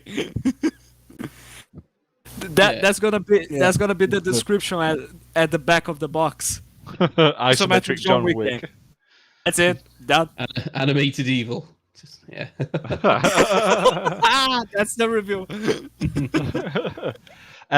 We then got a reveal trailer for Into the Pit, which looked like quite a cool little game. It's probably not my type of game, but it did look quite nice. I don't know if any of you sort of remember that one. It's like a hellish sort of dungeony looking game.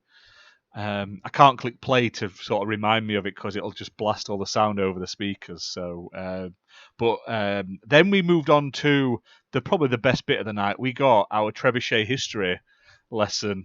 So we all got sat down. We got our notebooks out. We all took notes, and they basically got this guy on. He was super excited as well. This guy from Age of Empires team. He's like, "Yes, Age of Empires 4, we're doing something new, something different." And you're like, "Yes, it's going to be Xbox version. It's going to be an Xbox port, lads." No, they're doing history videos spliced in between the game and in between like the levels and stuff like that, which they looked awesome. But I don't think we needed a 10-minute history video in the middle of the show. It's sort of, while really informative and cool, and the woman was pretty good at explaining it all and stuff, it did derail the sort of presentation for a good sort of 10 minutes, and we're all like, what are we watching? If anyone tuned in, they would be totally lost, like they've plugged into the wrong YouTube channel or something like that. It was so odd. Here's the thing, I think... Go on a minute, please. No, after you, sir, after you. Okay, then thank you so much. But like, here's the thing, I don't know. I think the idea is because he was saying that we are going to be adding trebuchets into the game. That's a new feature, so they wanted to explain what it was, this war machine. But here's the thing, this is not the way for you to do it. If you're going to do something like that, do it in, I don't know, in gameplay, show the trebuchet in gameplay with the game engine, and try to do it in a way more humorous way. Like, it is interesting. It is awesome. I love history. Don't get me wrong, but this is a gaming event. Yeah, I mean, Like, that video itself, I will watch when I play Really the game. bizarre. I would sit and watch it all the way through, and I'd be like, that's really great. I love that. It's really interesting. Yeah. It's got good production values, and they're setting things on fire and shit. I'm like, that's ace. Yeah, great. But in the middle of a game show, you don't expect them to whack out like a 10-minute history lesson with not showing any of the gameplay. Like I say, they could have literally Exactly. trimmed it to like clips of what they're going to show, like, and just interspersed like a couple of 10-second clips with some gameplay in between, just to keep the pace going. So far, the best studio from Xbox Game Studios that has been nailing with trailers has been Obsidian.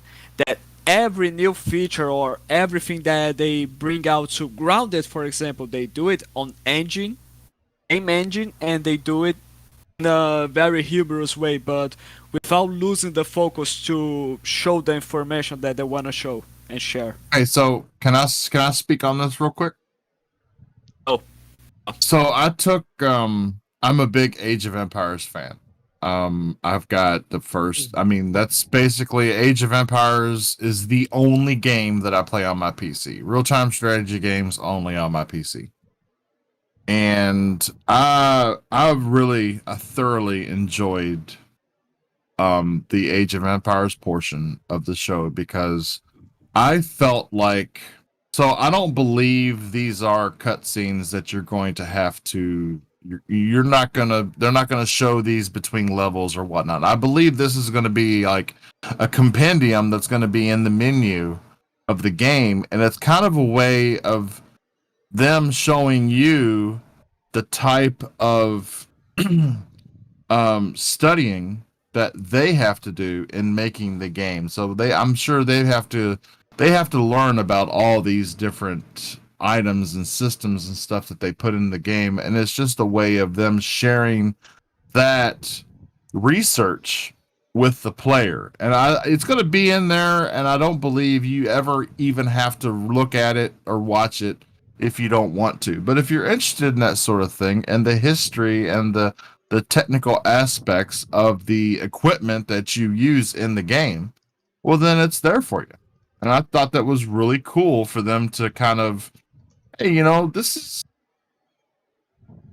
is what we had to learn about and stuff like that. And I'm not Check it out, it's denying cool. that. I think it's awesome, and I'm really up for it. I just thought it was very odd, and it derailed the whole presentation sort of flow in sort of the way the thing was going, and it probably pissed more people off than that will have enjoyed it. I mean, I watched it and it was fine, but they didn't actually show us anything of just the actual great. game. Yeah, I was waiting for it to cut to, this is a trebuchet, this is what it is, now this is how you use it in the game, this is the damage it can do, these are the bonuses you get from using a trebuchet, these are the troops that can use it. I was waiting for that to come in. I'm like, and now the game, please. and it was a good video, but I was sat there thinking, so how does it look in the game? Show me what damage it does. Yeah. I mean, it's very similar. Sorry, just real quick. No, It's go very on, similar to please. like Assassin's Creed, right? Like, you know, they put a lot of like, you know, effort and like, you know, they research a lot, you know, about the time periods that they work on and stuff like that. And from what I remember, they don't normally put these kinds of like interviews and developer Q&As and like E3 or anything like that. They just make videos on them and just put up on YouTube. Like, if you want to watch it, watch it. And I think that's kind of like what, you know, what everyone here is kind of touching up on. You know, like I wouldn't expect that to be in like a game show, like everyone else was saying. You know, like you know, I enjoy those videos, but I'd rather just watch them on my own time. Like, I came here for the games, not to watch a 10-minute It's like, long trailer could, of could like you have history and imagined the stuff. COD thing the day after if they'd have just been like, and here's a 10-minute discussion about this gun, and they'd like take the gun Man. apart and talk about all the barrel and everything, and then they put it back together and they're like, COD's coming soon, and that was it. They don't show anything else. Yeah, that was kind of like what, like One Stalker thing- did that, right? Like that Stalker 2 thing, where they like talked And about the their teeth, teeth. or whatever. Yeah. One thing Look at that my I- teeth. One thing that I would love Yeah. for Age of Empires to have is not just the Xbox ports, an Xbox version, I would love that, but also I think it would be awesome to have these videos, just like the one we had on Gamescom, talking about the trebuchet and other historical weapons and events that happened on the extra portion of the game. That's what they're doing. It's I like think. That's the whole Like, point just of that like discussion. Assassin's Creed just like Assassin's Creed Origins did with the explaining the history of Egypt and all that kind of stuff. Like that was an extra part of the game. Um, And it was really good for studying and to teach people. I really hope that they do that with other war machines and put that in the game as an extra. I think that would be Yeah, awesome. the one thing that I was expecting was them to, when they started talking about release and whatnot, I was expecting them to say, and Xbox. Yeah. Why has this not happened yet? Especially since, so I never even thought about hooking a keyboard and a mouse up to my Xbox until I started playing Microsoft Flight Simulator, because it does make the menu a lot more friendly with a mouse. Yeah. And the keyboard and mouse hooked up to my Xbox Series X, while I've got the controller linked via Bluetooth as well. It's flawless. There's no issues whatsoever. So we know mouse and keyboard work so well with the console. Why has Age of Empires, all three of them that are already out, why has that not happened yet on console on my big screen? Could they put it on They cloud got- gaming in the future though, and you just stream it to your Xbox, and then if you've got then they can get around the whole thing of you don't have to be having a keyboard and mouse as such. Like we'll say this is a PC game, it's on cloud, and then it's up to you to obviously have the correct thing to play it. Could that be a way of doing it then, instead of giving it its own sort of store thing and having to port it? Could they just say play it through xCloud in the future? Quite possible. But they're not large. Well, the first three games aren't really that large. I think they take up 20 gigs a piece on my PC. They're not huge. No, well, exactly. we know that Crusader Kings 3 is coming to console. Yeah, that's so something they else can they've do it. announced. So I was going to say though that if they did launch on Xbox, they couldn't just cater for mouse and keyboard. They would have to map it to controllers for those people that would only use a controller. That's their get out, because not everybody will plug in a mouse and keyboard. I know it's easy, but the backlash they'll get for the people that only want to play it on controller to buy the game and then be told that unfortunately you have to go out now and buy a mouse and keyboard. They need to sit down. They need to sit down with the team that did Halo Wars 2 and have a talk then, because Halo Wars 2 nailed that shit. Yeah. Can't, right? They got That's one things get thing bought that I out. was going to say. Like, there's no excuse for them to not try to adapt somehow into the controller, because they have Halo Wars 2. God damn it! One thing I will that say, studio's right? gone. Is that studio gone now? No, And that they was get for bought the out? first Halo Wars game. Yeah, the first one went. Second one was another one. One thing I will say, okay, as far as medieval siege weapons go, I'm a big trebuchet fan, and I think this section on it, I really enjoyed it. I thought the Gamescom Xbox show was kind of unneeded. They could have just stuck this stuff in with Jeff Keighley the night after. I think it was quite a poor show, and that was one of the highlights to me, the trebuchet bit. It was like I was watching something on the History Channel. I enjoyed myself. But it wasn't good for the actual show, though, is what I mean. It was good, it was interesting, but it was terrible for a game show. That's the Surprisingly, that scripted, pre-recorded section felt like one of the least scripted parts of the whole thing. Like, because there wasn't a danger zone joke in it. You mean? That's my opinion of how that show was. Okay, that was one of the highlights for me. That stuck with me, and it grabbed my attention when it came on the screen. Yeah, it was very good. It was nice to see people less than 6 feet apart from each other sitting there talking to each other without masks on. That was wonderful. Beautiful. Now I'll quickly run through some of this, because otherwise we'll be here all week. So we got Wasteland 3 Cult of the Holy Detonation DLC announced. we had a Borderlands themed ship set announced for Sea of Thieves, which you can get for free by as part of this Mayhem update by doing certain tasks and stuff in game. So that's active now and until September the 7th, I believe, or something like that. Something like that.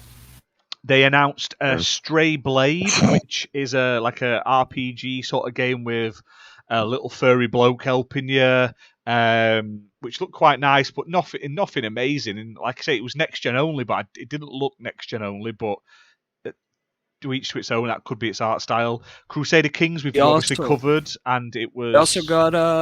We also got a new update for State of Decay 2. I know, but we're going to talk about that in a second. Yeah. I'm trying to go through the non-important stuff. God damn it! I thought this was not important. So there's a Psychonauts 2 launch trailer. We've all seen it. We didn't need it, but it came out that day. We got a very short Gunk gameplay trailer. Nice to know it's still due this year, but there wasn't much to it. And as Fabio said, we got announcement that there's a State of Decay 2 DLC called Homecoming, which is due out soon. So I'm assuming Alucard was going to sort of blow his load. Basically, to that. what that is they're bringing the map from the other DLC, which was Homeland. They're bringing that map to the base game, so it's not really a DLC. It's more like an update. It's the map from the first game, isn't it? It was the map from the first game. Yeah. It's a map from the first game. They brought it to State of Decay 2 as a DLC called Homeland. That map. Now they're bringing that map to the base game where you can go to it whenever you want, and it's going to have new bases, some new weapons, and looks like some new, maybe some new dialogue. What's that girl's name? Lily. Yes. Lily. Yeah. She's gonna be in there. She's one of the NPCs from the first State of Decay. So there's gonna be maybe some more NPCs talking over the radio with different dialogue. So yeah, it looks good. If you remember the map from the, I'm sorry. Oh, go on, Bob, please. If you remember the map from the first one, in comparison to the maps that shipped with the second one, there was a huge size difference. So the maps that shipped with the second one were big, expansive maps, and this, Trimble Valley was just kind of kept, even in Homecoming. So now what they've done is the old bases and stuff that were in the map originally, they're still going to be there. But they're going to show the weathering and the age of time, but they've increased the size of Trimble Valley to match the size of the other maps in State of Decay 2, and that's where you get all your new bases and stuff. Is because some zones have been expanded and the map is basically larger. You can see more of Trimble Valley than you've ever seen before. Pretty much. Nice. And it's going to have the Blood Plague territories will be in there as well. So which is hard. Those can kiss my ass. Yeah, they're tough. So you could say that during the interview that they've been doing with Dev from Undead Labs, they've been mentioning a lot of Heartlands. I think that's the name of the other DLC, but that was way more story driven. But would you say that this new DLC is gonna be like Heartlands, but way more open world? Would you say that it's something like that? Oh, because they did mention how it was going to be more of there's going to be a story. But they mentioned that the story is going to the story's, if you want to do the story, then it's going to be very straightforward. Boom, boom, boom, boom, boom. It's going to take you along this path, but that the map can also be played the way State of Decay 2 is meant to be played, and you make your own. Yeah, exactly. Awesome. And may I just say and reiterate, Undead Labs, man, I swear there is not another studio that has supported and backed their game up and evolved their game over time. They are bar none the best with content after release. Top notch. Okay, I it still is want State of Decay 3. You know, I'm It done is with a- State of Decay 2 kind of. I want You know, 3 and to that's come what's out. crazy. I'm That's what's sorry, but I crazy. do. Stop everything. Ash, stop It's recording. crazy Stop that- the podcast. Alucard just gave up on State of Decay 2. What's going on? I want the third one, man. Well, that's what it's crazy because you know that they're doing all of these things while they're still doing State of Decay 3 behind closed doors. Yeah, I mean, they're just they're so good at keeping the community happy while making the new game in the background. I don't know how they're doing it because they only have like 100 people or something like that. Maybe I they thought got they more, expanded. but yeah, Okay, maybe it they is got more now. Microsoft it is bought 'em. It is just amazing the growth that State of Decay 2 has been having, to be honest. It's just like with Sea of Thieves, like it started at some point, it didn't have that much content, but State of Decay 2 had way more content than Sea of Thieves that on release. But like both games have been like they launched at the same year and they've been growing together and they are not stopping. I find it really amazing. They are not doing something like, oh yeah, we are announcing Everwild, so for that we are going to stop doing updates for Sea of Thieves just to give focus to Everwild. No, they are continuing to update that. And State of Decay, we just announced State of Decay 3, and they are not saying, oh yeah, because for us to release State of Decay 3, we will have to stop updating the second game. No, they are not doing that. They are still updating it, and I find it really amazing. What And the if game this has is- become. If this is a clue as to the future development model of Microsoft, then Halo Infinite is going to look very bright if it's supported the way Sea of Thieves and State of Decay is. Yeah. Hopefully, Yeah. but hopefully it's gonna be Absolute truth, in a really, hopefully it's gonna be in a better state than Sea of Thieves and State of Decay 2 at release. Because with Halo, first impressions are really important for most of the players. I'm not saying for me because I played Sea of Thieves and State of Decay 2 at release and I liked those games. I really enjoyed my time with them.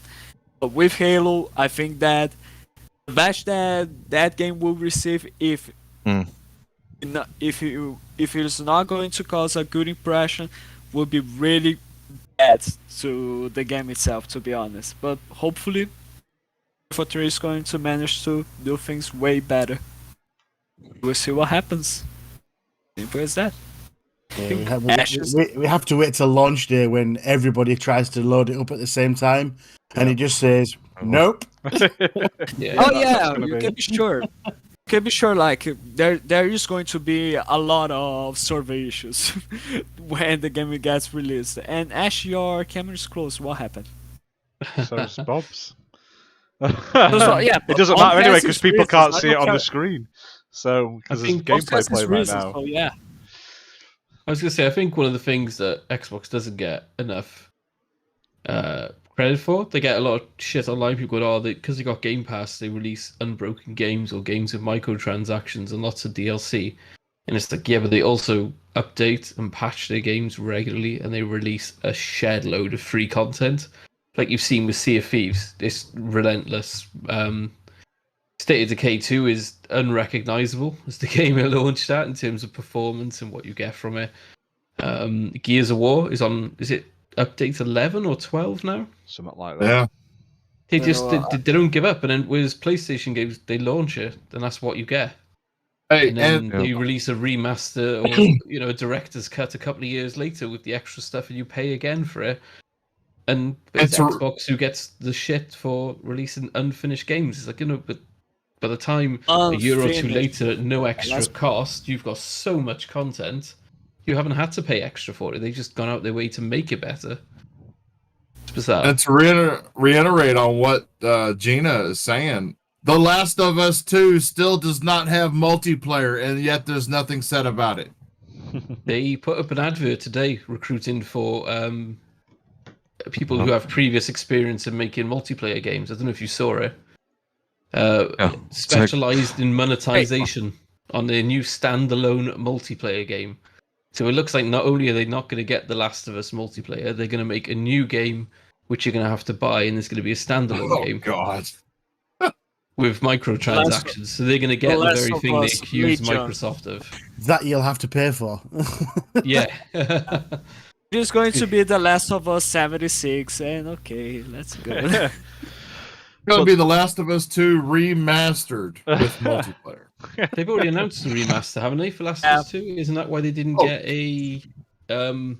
what was that zombie game they had, which people rated low? Days Gone. Days Gone. People liked it, but it scored low.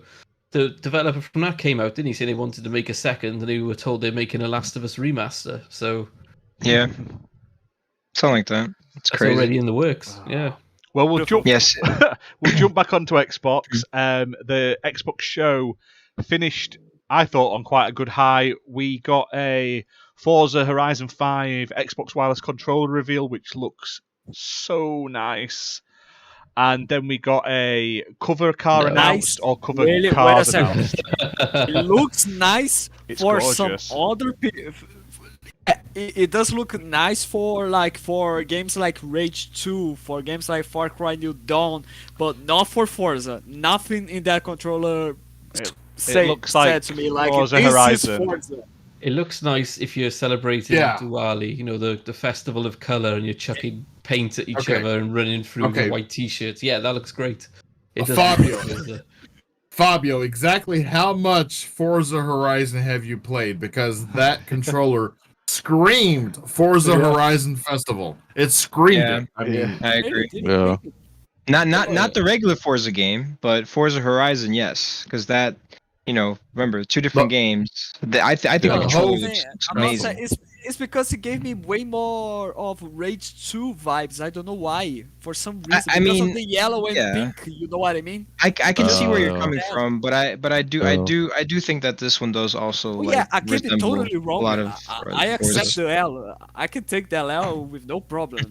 I'm good with it. Isn't it like $100 or something? 75. Oh, I've got 2 ordered.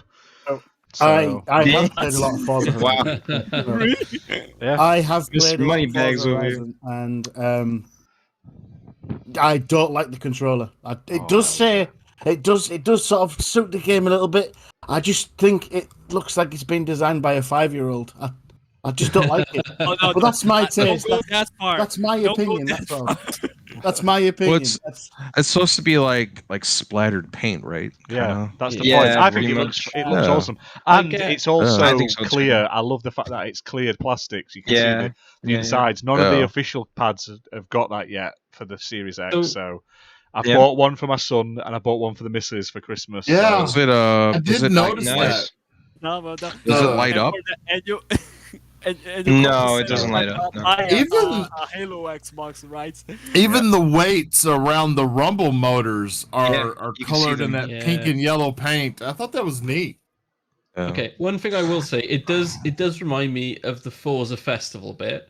I get that, but the Forza Festival bit is an annoyance to me because I only ever see that bit when I've decided to change or upgrade a car. You quick travel there, and then you have to drive out of the garage. There's the fake crowd going, bright colours, the music playing.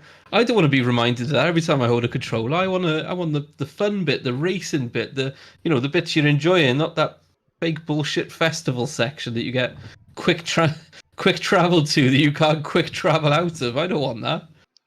Maybe it's just me. Who knows?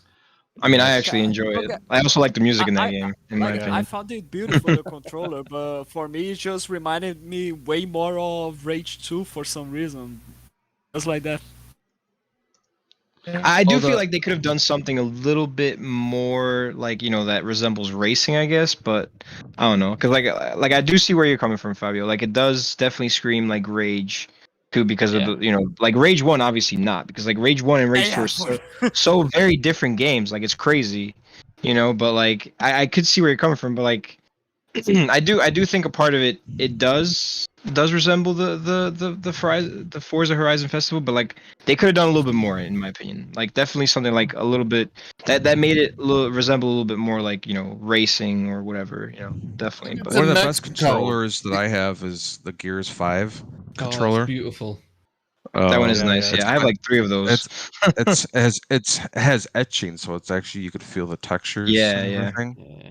This is actually absolutely got- fantastic. I got tricked by the Sea of Thieves one that came out because that one was supposed to light up, or that's the way that they advertised it, and Well, it does it not. glows in the dark. Doesn't it glow It in the dark? doesn't. It does not. I thought it did. The Nope. hard drive does. Does it? I mean, I don't Yeah, know. the Seagate hard drive glows in the Okay. dark. The Yeah, only I don't thing know. that The was controller does- missing. as far as I know, it Xbox doesn't. One, and that has the same thing where it's got like actual etchings and details and stuff Mhm. carved into it. And Yeah. yeah, although They had a couple of the Halo ones. the left trigger catches on the plastic, so it's rubbed the gold off the left bumper. Or the left Oh, wow. bumper. Speaking So of they Halo, made such a big deal about the Forza Horizon 5 being in Mexico. So Yeah. why didn't they make the analog sticks on the new controller like sombreros? That would have been cool, right? Or cactus, something like that. maybe. But Well, I they think did announce the the- cover cars as well, though, which was quite cool. There's 3 this time. Or they could have like made it more like themed after like Day of the Dead or something like that. That would be cool. They did that So- with that XO18, Yeah, they lost wasn't it? And then they never weight. actually It was, released the yeah. bloody pad. Mm. So I'm not very familiar with. I mean, yeah, I love fast cars and everything like that. But did you notice how every car was being dropped out of a plane? It's Is Fast that and a Furious. thing? Yeah, That's how they get Is that there. actually a thing though? Yeah. I don't know idea. I think Stop that's moaning. what they showed was the intro. So on Forza Horizon 4, you raced through the seasons, and then it would change to a different car. Yeah. With this one, they're showing you the different locales by giving you a little bit of a car, and then dropping you out of a plane in a different location in a different car, and that's how it switches over to another area. No portals needed. It just does it. It's amazing. Fair enough. Yeah, like, is it gonna have like Forza Horizon 4 has dynamic seasons? I don't know if it's gonna do that because I know that they talk about it has like different areas. So one's like a desert area, one's more of a forest or rainforest area. I'm not sure if it's gonna have dynamic seasons though. It's gonna have weather, dynamic weather, not seasons. Yeah. Okay. Yeah. There's There's only one season in Mexico. Yep. Yeah, that's true. Just hot Hopefully, and rain. always hot. hopefully. Well, I know it had a dust storm. I just want to That shout looked out really cool. the one guy on Twitter. I don't know your name, and if you ever see this, you're a hero. He mixed the video they showed of the car racing into the sandstorm with the Rude sandstorm, and it hit perfectly. So it kicked into the exact bit it should do as you go into the storm. Fantastic. Nice. Amazing. Nice. I hope they have that song in there. That'd be cool. They need to. That should be the part. Like literally, he put it on as the bit they did where it drops the car, and the song Mhm. builds up, and as you hit it, it kicks in. I mean, if they're not making those changes now, what are they doing with the next few months? That should be the main menu song, just the theme song, the main theme song of that game. Yeah, they should Should be change the the stuff only song playing on the game. just on repeat. Yeah, on the infinite loop. That's Play it. like I love- Japan, so it's I authentic. love how Forza, where you can like put your cars in auctions and buy people's cars. I love that. Like it's fun, you know.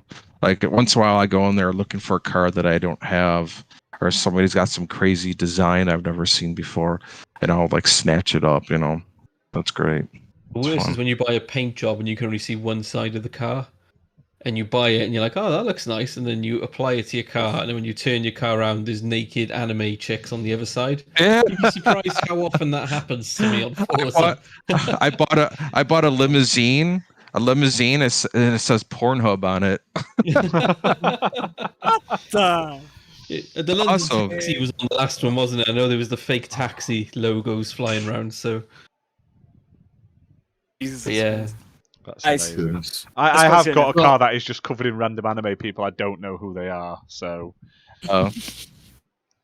That's So, amazing. How is that legal to have like Pornhub logo? Like, how did they Why do are we that? talking about this? Like, please. I don't know. Like, it's so weird. They have like the logo for like General Lee and like all these like licensed logos, and I don't know. It's because it's self-created via layers. So they've Okay. created themselves. It's basically like you taking a pencil and drawing on a piece of paper. There's nothing anyone can do about it because it's your art. You can still So get Pepe Le that's how Pew on they there. yeah. Well, yeah, it's So- because it's done with layers of vinyl rather than actual. You can't actually buy the logo itself, so it's not Yeah. trademarked. I wanted to bring something up for the panel. I haven't heard us just talk about it, and I don't think the direction we're going to discuss it. But the first night of the Gamescom, the biggest shocker that I had, I mean, because I have been looking forward to this game, was the portion that they showed on Crossfire. Yeah. Am I the only person who was kind of taken off kilter a little bit by the supernatural direction that it looked like the game was taking? Yeah. No, Yeah, because I've that's been what. looking- If you've watched or played the original Crossfire, it's full of zombies and monsters and all sorts of shit. So Hmm. Yeah, I'm with Bob. I thought Remedy was taking the campaign in a more serious, kind of grounded. Yeah, Me too. I kind of got a whole Counter-Strike feeling by the early Yeah. showings of Crossfire, and now I'm like, I don't know if I want to play it. Well, I played the multiplayer beta, and it played a lot like old Counter Strike. It really did. Like it felt like it had two modes. One was meant to be modern.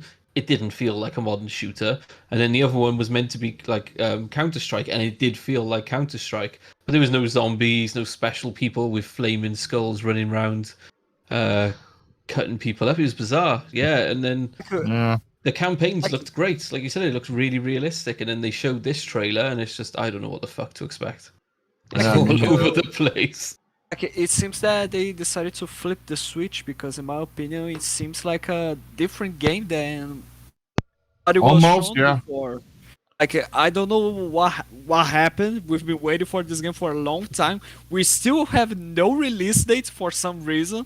And, like, I think they just decided to remake the whole game because really bizarre. Well, we'll jump on to opening night live as we finish the Xbox game showcase. So, 6 first out up, of 10. The Xbox Game Showcase. 6 to 7 out of 10 to me.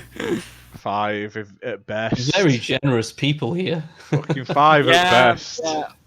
Maybe I should drop a little bit to 5 or 6, to be honest. There you go. I'm putting people's names up on screen. Someone's asked who everyone is. There you go. It's showing up now. Yeah, where's everyone? Here's Ash, here's Animated Evil, Alucard Slayer, Gina, Bob, and to me, it's just asshole. Simple as that. We got Brazil, my man Brazil. over there. We got Got Potato. Gina as Potato Boy, and Yeah. Bob and Slayer as just my friends. And we're still on the lookout for that rare Japanese gamer to be a panel member. Yeah. Absolutely. Exactly. Yeah. I mean, I do We find apologise. a Japanese guy that plays Xbox, we're gold.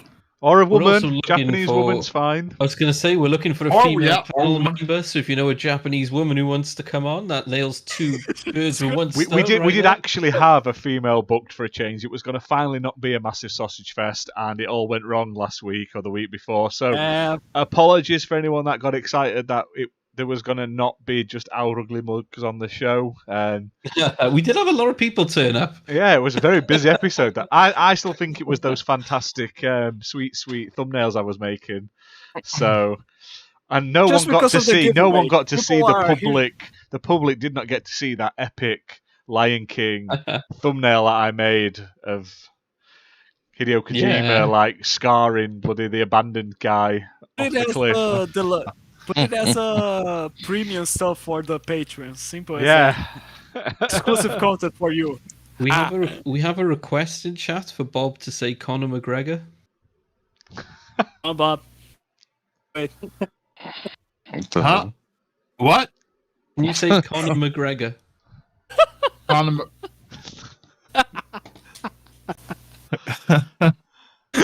McGregor. No, no. He does sound like Dana White. Yeah, he's called it. Yeah. Conor McGregor. Okay. I'm just a tad bit southern. So it comes out during more words than others.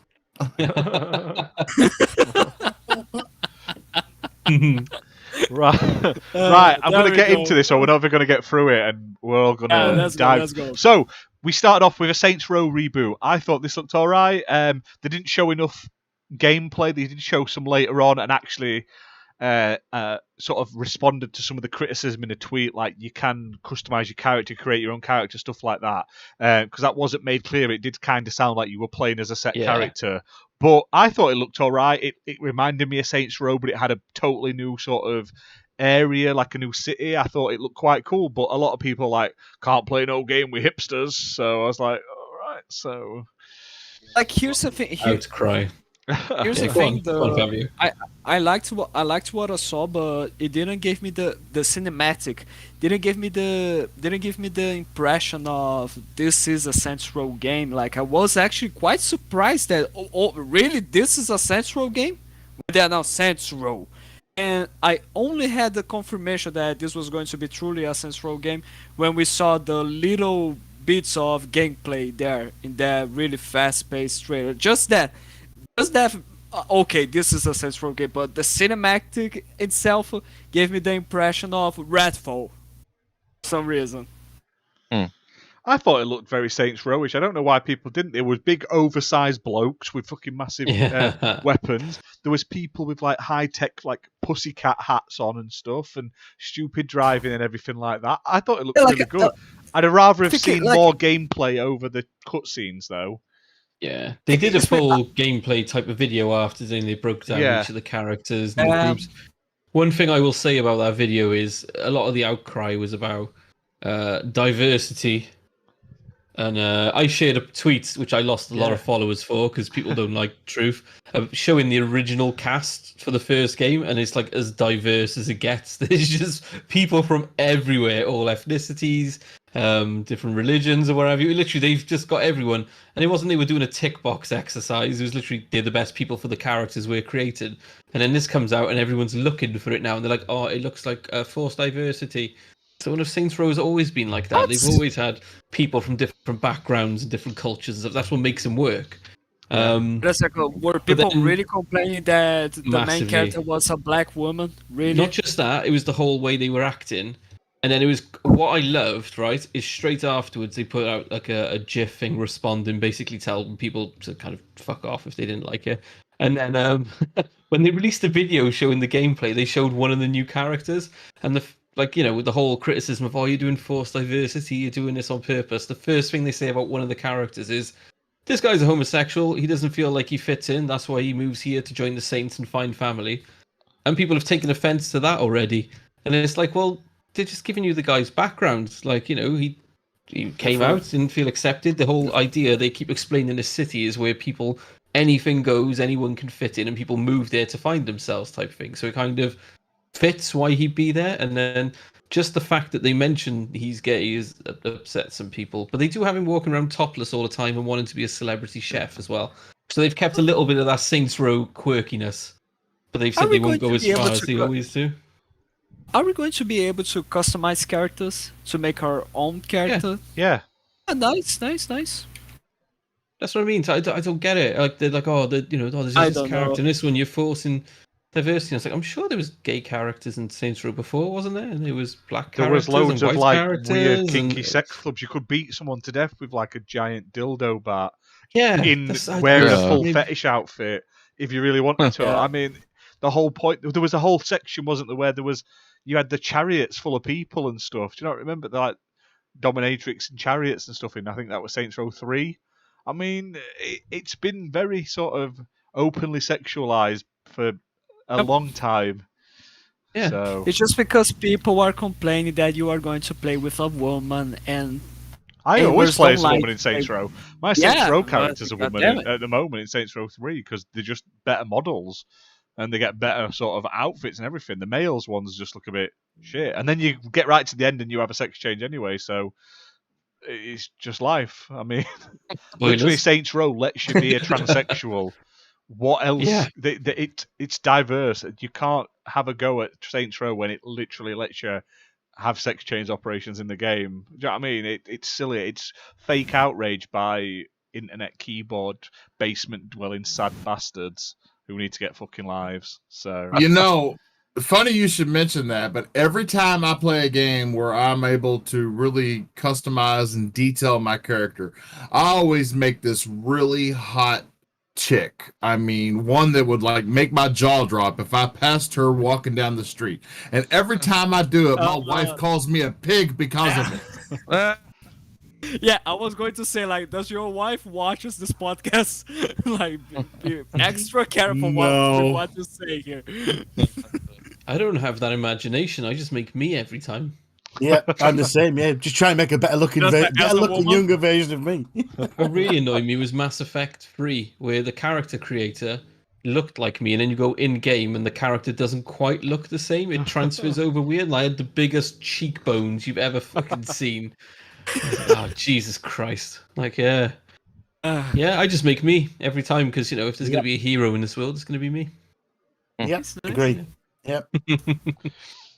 Then, A younger, better looking version of myself is all I need. Oh, yeah, it's not If exactly last like year- me. Yeah. Just happened. I don't go on FIFA but be a you give pro that- mode and make a 34-year-old Weetabix ginger guy. Absolutely not. No. fucking hell. I don't know, man. Like that game is like over the top, so it's like I don't know how you can really complain. Like You can't. they're gonna it's do just silly. Reddit They says do it's whatever called they the want. Penetrator. This is the thing. The first two took themselves a bit serious, and they had like actual storylines and like moving moments and stuff. And you know they were a bit silly, but they kind of tried to be serious. Then number 3, I think, was the perfect mixture of right. We're not going to be able to out GTA, so let's go a bit silly and do a good storyline. And then number 4, they just went batshit crazy. And there was the So halfway one where you were in hell and you could fly around and everything. Yeah, Which is just. I think they need to odd. go back to 3. 3 was yeah, the perfect 3 was the mix. best one. Yeah, and what they showed of it so far, it seems like, you know, Hopefully. they're not going all the way back to number 1 and 2. They're not taking themselves too serious, are they? So No. I think it looks okay. I love a Saints Row game, so I'm happy. What's up with aluminum? It's aluminium. Aluminium, mate. It's got an eye in there. No, aluminium sounds like something from a comic book. So It's aluminum. just to bore you for a minute, because my physics teacher mate taught me this. There was an agreement that Americans would start pronouncing it aluminium, and the British would change the way we spell sulfur, because sulfur used to be a PH, but Americans, you know, can't do that, so they have an F.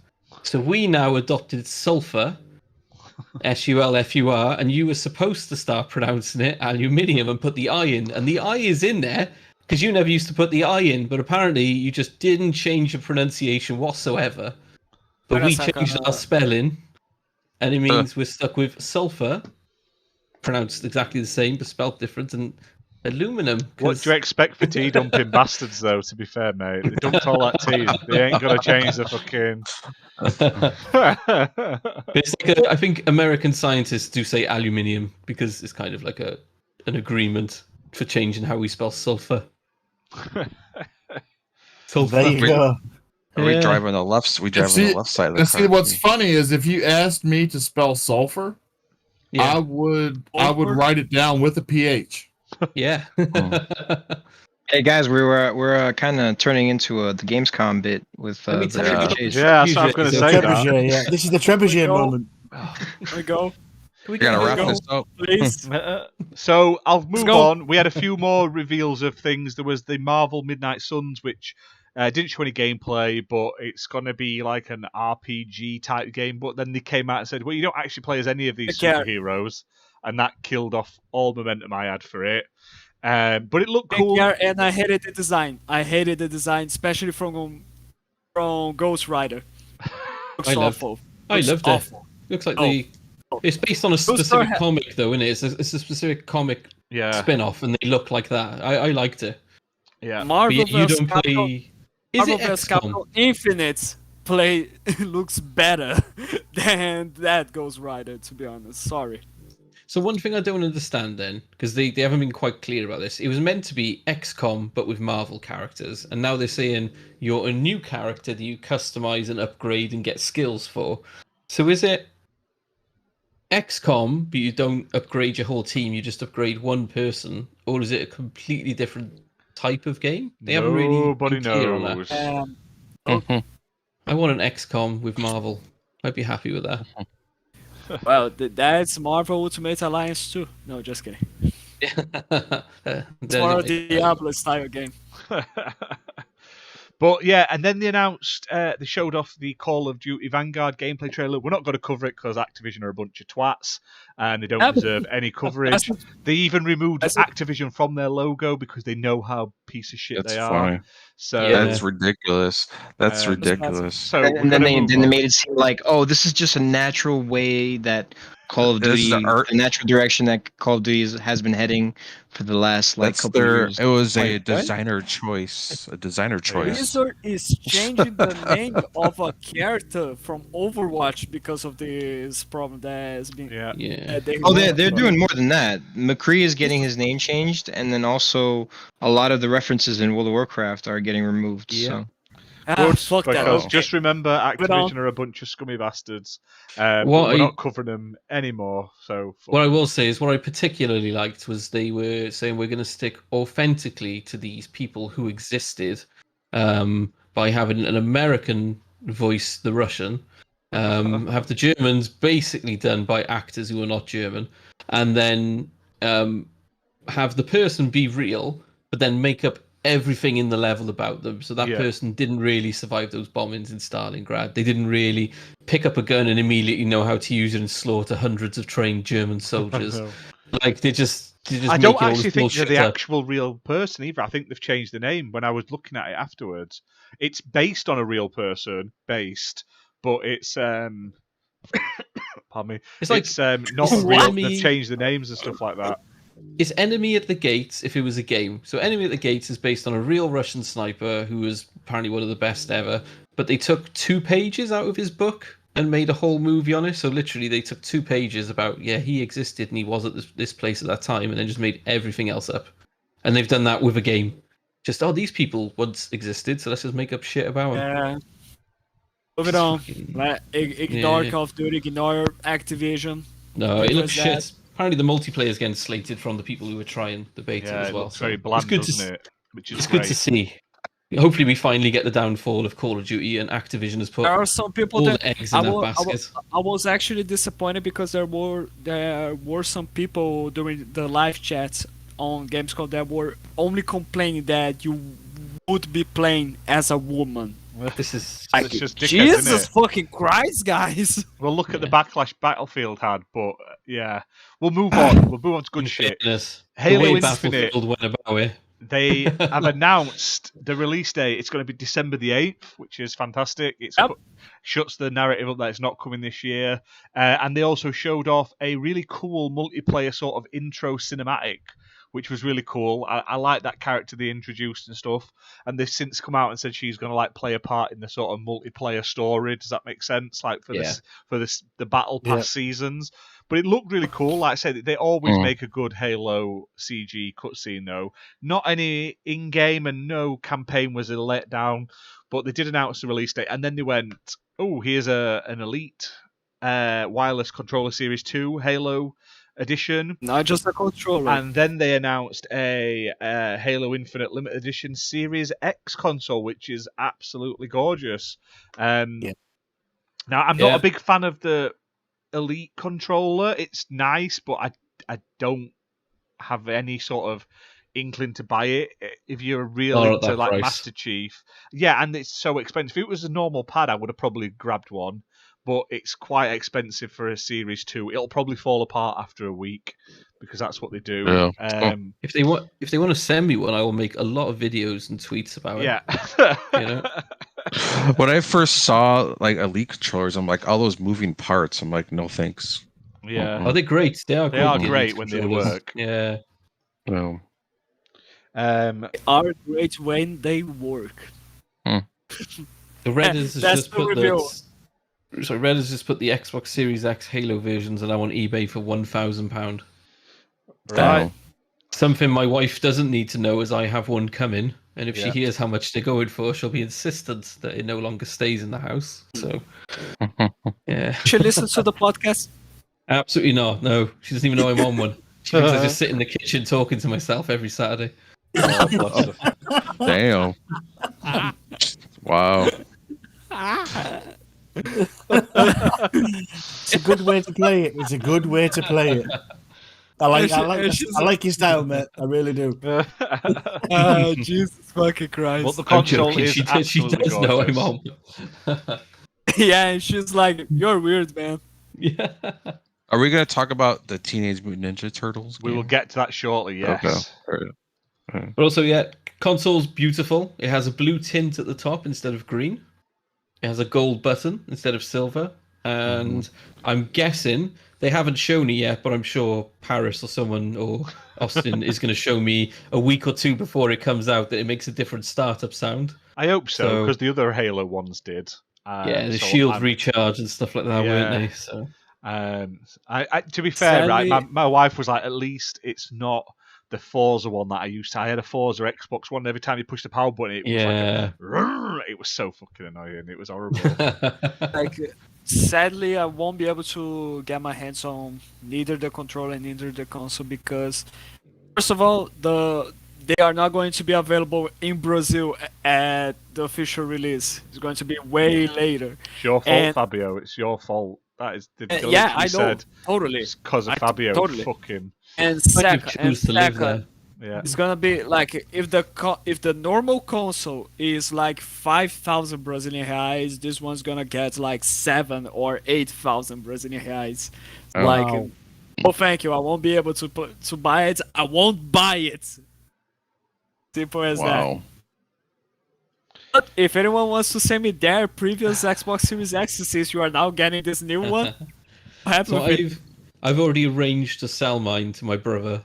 So CEX in the UK is like a second-hand store. They buy consoles off you, and they're currently paying cash £480 for a Series X, Yeah. which is £30 more than it costs to buy a new one because that's how hard they are to get hold of here. Yeah. So I said to my brother, you know, family rates, I'll give it to you for 430. I'll knock 50 quid off. You're having trouble getting one. Job's a good one. He messaged me back saying, "Ooh, sounds a bit much for second hand." I was like, "Do you mind? Do you know how much these go for on eBay? I'm doing you a favour here, kid." You know. And then my daughter's crying because she thought she was getting my one as a hand-me-down. I've told her I'll buy her a Series S for Christmas if she's good. And she wants the Series X and is crying now that I'm selling it and not giving it to her. I can't afford the Wow. new one if I don't sell this one. You know, that's kind of how this is working. It's fun with it.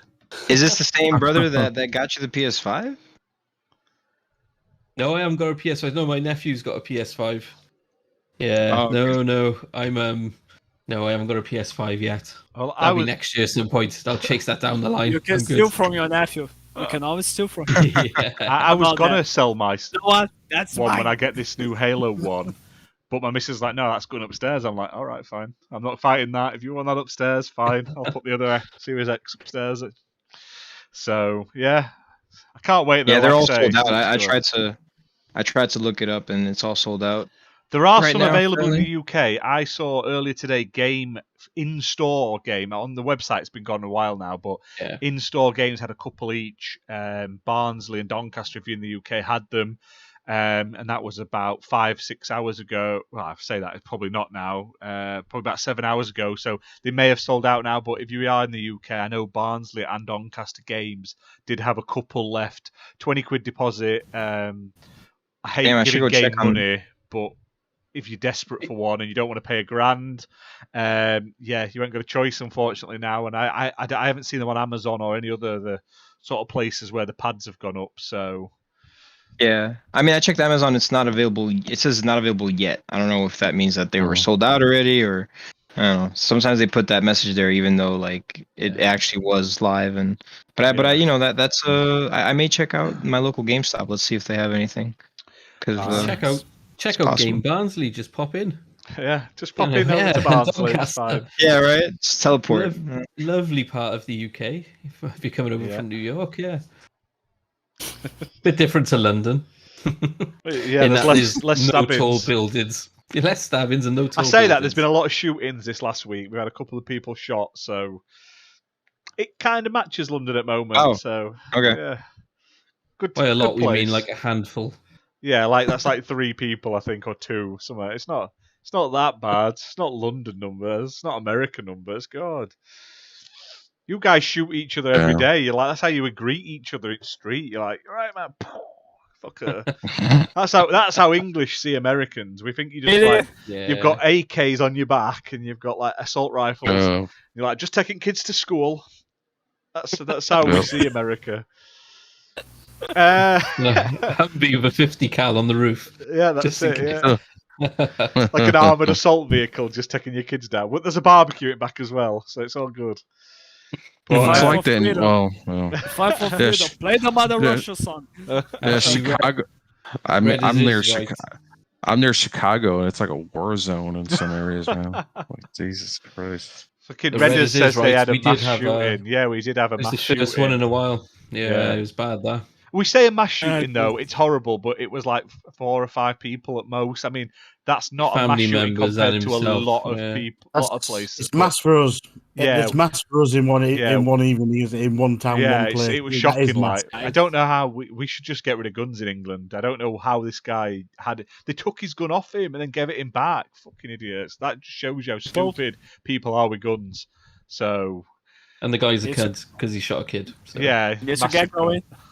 Absolute kid. Let's get going. Let's move Yeah. on. No, Go. what's that? Fabio has to get going. Right, I'll kick him out. 2 secs, lads.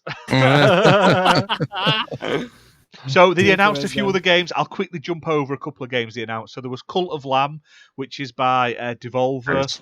Looked quite a cool little indie game coming to Xbox. Midnight Flight Express was announced. That looked all right. Demon Slayer, the Hinokami Chronicles had a little trailer. Super Monkey Ball Banana Mania had a trailer, and they announced that Morgana was getting added as a character into it, who I believe is Persona or something like that. So they were announced. There was Teenage Mutant Ninja Turtles Shredder Revenge trailer, which looks awesome, and they announced April O'Neil is a playable character. And they also announced April O'Neil on Twitter is coming as a playable fighter in that Nickelodeon fighting game. So April O'Neil's had the best week ever in announcements for games. I mean, she's everywhere now. She's going to be a brawler in that Nickelodeon fighting game. She's going to be a playable character in the Turtles game. How did she become a fighter? Like, who trained her? Like, what? Turtles. The Turtles trained her? Leonardo. Oh. Leonardo. The power of journalism. You asshole. Ash, you're muted. Uh-oh. It appears I am muted, yeah. But I said, yeah, Bob's she's got- obviously got it while she was dating Leonardo, all the training, because she's like throwing around her bloody microphone and all sorts. So I'm looking forward to both those games, Shredder's Revenge and that Nickelodeon fighting game. Is gonna is be- this like a Howard the Duck situation where she's dating a turtle and nobody's going to say it's weird? Yeah, pretty much. Yeah. I think she might be dating more than one of them. You never know, because like, it's a bit weird. Please, you're making it way more Four weird. turtles and an old Stop, weird, like no, creepy no. rat man in a sewer, and she's I'm like, "I'll hang out. out with them." You know what Yeah. they say about those gingers, you know? Terrible people. Stop it. Just Is that continue. why they Let's call it? continue. They call it turtles at hard shell. Ah,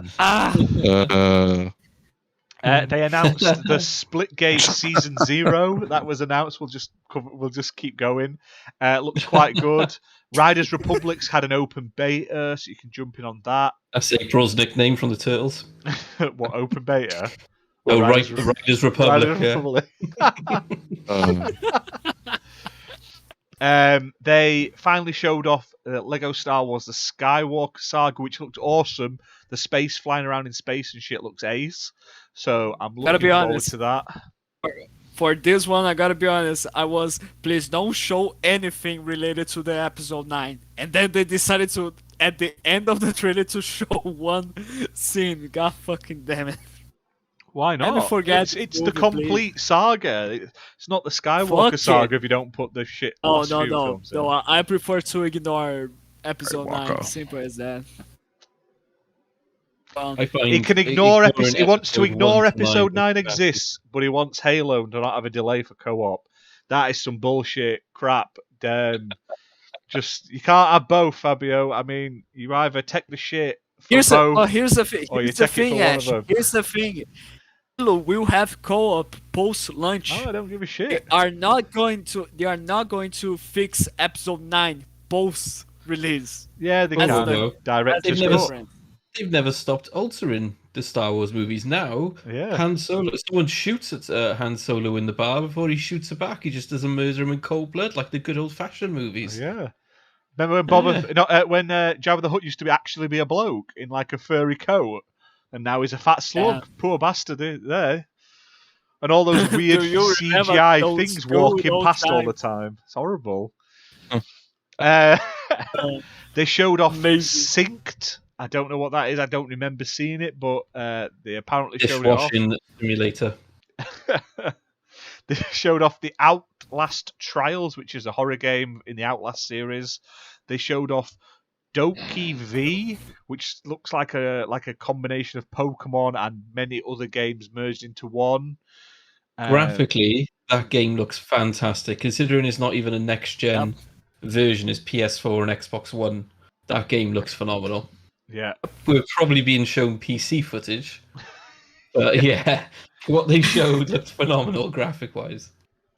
They then showed off Jurassic World Evolution 2 trailer, which I thought looked absolutely awesome. And I love the fact that they had the little like Jurassic Park arena thing from, I believe it was Jurassic Park 2 Lost World, where they're like, we're going to make this like little arena thing and roll them In out, San all the Diego. dinosaurs. Yeah, I'm looking forward to playing that, and I enjoyed the first one. It wasn't perfect. It wasn't Operation Genesis good, but it was a solid game. And if they build on it, and it looks fantastic. I mean, they've got the graphics down to a T, the dinosaurs and shit. So Operation Genesis, right? That was the one that had you could go to the alternative island and just spawn dinosaurs wherever you wanted, and they'd breed or they'd die and eat each other. That wasn't in the new one, was it? the Or have new I just not unlocked it yet? they in number added 1? some separate things that's similar to it. It wasn't DLCs, Genesis was the yeah. one that was on the original Xbox and PS2 and Yes. stuff like that. Yeah, that was great. That was amazing. This one wasn't bad. I got it on release and it was decent, but it just wasn't as like god tier of sim games as that one. But this new mean, one it looks didn't- like they've fixed a lot of the stuff. So It was missing that mode, wasn't it? Where you could just pick an island and just chuck Yeah. dinosaurs on it and let them Yeah. live and eat each other and shit Yeah. and make But- dinosaurs fight. But this one had Jeff Goldblum in doing like 5 lines of dialogue, and they reuse it over and over again. But they can say Jeff Goldblum's in it, so. Sure. We then got Far Cry 6 story trailer showing off pretty much the same game as we've seen. It's a Far Cry game, looks quite decent, but it's just Far It's really Cry, much same old just to shit. show that it's a Far Cry game. Simple Yeah. as that. Then we I got think that franchise has hit the end of its life span, hasn't it? I think they've gone all out and it's just middling opinions everywhere about it. I Well- think this is going to be the end of it. Well, we need to wait for the game to be released and see how it goes, because so far, it'll probably be shit. That's what he's saying. no, I'm just not excited. I'm just not No, excited. it for doesn't. It doesn't look like it does anything new. It looks very samey. Apart from the CD player gun, that looks Yeah, cool. which is just stupid, and they're just going Saints Row now. God damn it! There'll be I like think in the end, there'll be a as soon as they go shark over the top- firing gun and all that crap. Yeah, that's it. They've ruined it. Forza Horizon's done the same. It's going to be the last good one. They're dropping cars out of planes now. They've gone over the top. Kills you off. Yeah, got in. They showed off Vampire the Masquerade Blood Hunt, which looked shite. I thought it didn't look good. Very terrible. I don't know what it's about. It didn't appeal to me in the slightest. I don't know if any of you thought it looked good, but No. Not at all. everyone's gone really quiet now. Like, this looks like I don't shit. know what happened to like the real Masquerades game. It's supposed to be. It got delayed Others because it make, like, looks like arse. They cancelled it, didn't they, and restarted it. They were so It's unhappy with it. They literally just said, "Yeah, we're not releasing it, so we're getting a new developer." Wow. And so far, it seems that delay didn't work out very well, right? No shit. Mm. We got What is it? What is it? A battle royale or something? Like what the? A battle royale? What? it looks like a team-based, What? weird What? team-based game. Like that's what it looks Huh. like. Because they did a clan Oh. reveal sort of thing, so I assume it's like going to be different squads, which doesn't appeal Okay, to when me. when you are talking about that game, the first thing you think about it is a battle royale. You gotta be certain that you fucked up pretty badly there somehow. I just want the real like storyline game, you know. Like the first one was all messed up, but I, I still want a sequel though. Like that sucks. Mm. Then we did get a decent reveal. We got Park Beyond, which is like a crazy park build, like theme park simulating game. I thought that looked awesome. I'll play it. You're shaking your head, Gina. What's wrong? It just looks like that Thrill Ride when they released last gen. Yeah, Which is but just like- I'm up That's for it. Scream Ride. Do you mean Scream Ride? Yeah, Scream Ride. Yeah. It made me think of Thrillville. Yeah, from the Thrillville. 360, That's what I was thinking of. Yeah. which I enjoyed, but I don't want to play it again. I like Planet Coaster. That's got my Oh, roller that's good. coaster theme park needs nailed. If you're like, oh, this is your imagination, let's go unrealistic, I'm out. When it comes to roller coasters, I want a sense of realism. Oh, and there's nothing beats Roller Coaster Tycoon 2, though. That's still Yes. any game where I can set my roller coaster to like 200 mile an hour, then delete a bit of track and still set it off with people on. Or you make a maze and then you trap them in the maze and delete the ends, so they're just wandering aimlessly forever in the maze. Or you delete the path so they fall into the water and drown. Yeah, Make amazing. yourself feel better. Yeah, it's a great game. Oh, I love it. But I'll probably play that Part Beyond. It depends on price, or if it's on like a like Game Pass or something. I would definitely play it. But like I say, I do like the one you mentioned that's currently out because it's got like a Ghostbusters expansion and everything. Like it's awesome. Planet Coaster. Planet yeah, Coaster it's is amazing. great, and I hope we I- get Planet Zoo as well because that's on PC. I'd love to see that come to Yeah. consoles as well. I will happily watch your review and avoid the game. So yeah. We'll see what happens if they might send us a review copy. They'll probably be like, "No, that Jinner guy said it was shit, so nothing for you." Lost all Oh, there. we've killed Alucard. If a review code comes in, maybe best picking another panel member to go through that one with you, just in case. If you want any more codes in future, maybe don't pick me. We got Jet, The Far Shore, and a Horizon Forbidden West for PlayStation trailers, with a cancellation, a delay to Horizon till February 2022, which was expected. We didn't think it was going to launch at Christmas. They've literally shown off one bit of gameplay and nothing else. So it sucks for PlayStation fans because that is going to be an amazing game. The first one I really enjoyed, but it sucks if you're a PlayStation fan because you ain't got a big Christmas release apart from Deathloop now. And Like the crap gamer curse is real, like amazingly real, it's- because like he said that PlayStation fans are well served. We had Gran Turismo, God of War, and Horizon Forbidden West being released this year, and all of those games were delayed. Yeah. Sadly. If you It's gotta thought be- God of War was coming out this year, then you're pretty ignorant. Like all they showed was a logo. That's one of the funniest things I've seen online is people going, Halo won't be out in December. They haven't showed campaigns since last year. And it's like, you guys thought God of War was coming this year, and they've shown a logo. Yeah. And that's it, ever. And then they're still saying it'll be early next year, and they're still believing it. It's like, it's not going to be early next year. They've shown you a logo. Yeah. They've shown you nothing have- more than that. It's they going to have- be 2023. It's going to be delayed again. They have nothing to show about that game at all. Yeah, They haven't no even idea. talked. They haven't even talked about it. I'm sure it's going to be amazing when it comes out. But at the moment, they're just giving people false Yeah. dates to get people interested. But they don't Like, need to. The I'm sorry, PS5's but that- flying off the shelf anyway. That's such a scam. They scammed people with that game. Like they said, "Oh, it's coming out this year." What? Like, it's ridiculous. Now, I've put I'd in be chat pissed. as well, if anyone wants to post up what their sort of favourite Gamescom sort of announcements and reveals were, put them in chat, and when we've just run through this, we'll have a quick discussion of what we thought was the best bits and stuff, and we'll shout out anyone in the chat as well, so put them in there. Now, then they had like a whole section of Opening Night Live, which was like the crap no one cares about section, so we had another New World So, Amazon just trailer. skip Marvel Future Revolutions, an iPhone game no one cares about. Tales of Luminaria mobile game. Jumanji: The Curse Returns, which looks like a really cheap, nasty Switch and PC Jumanji game.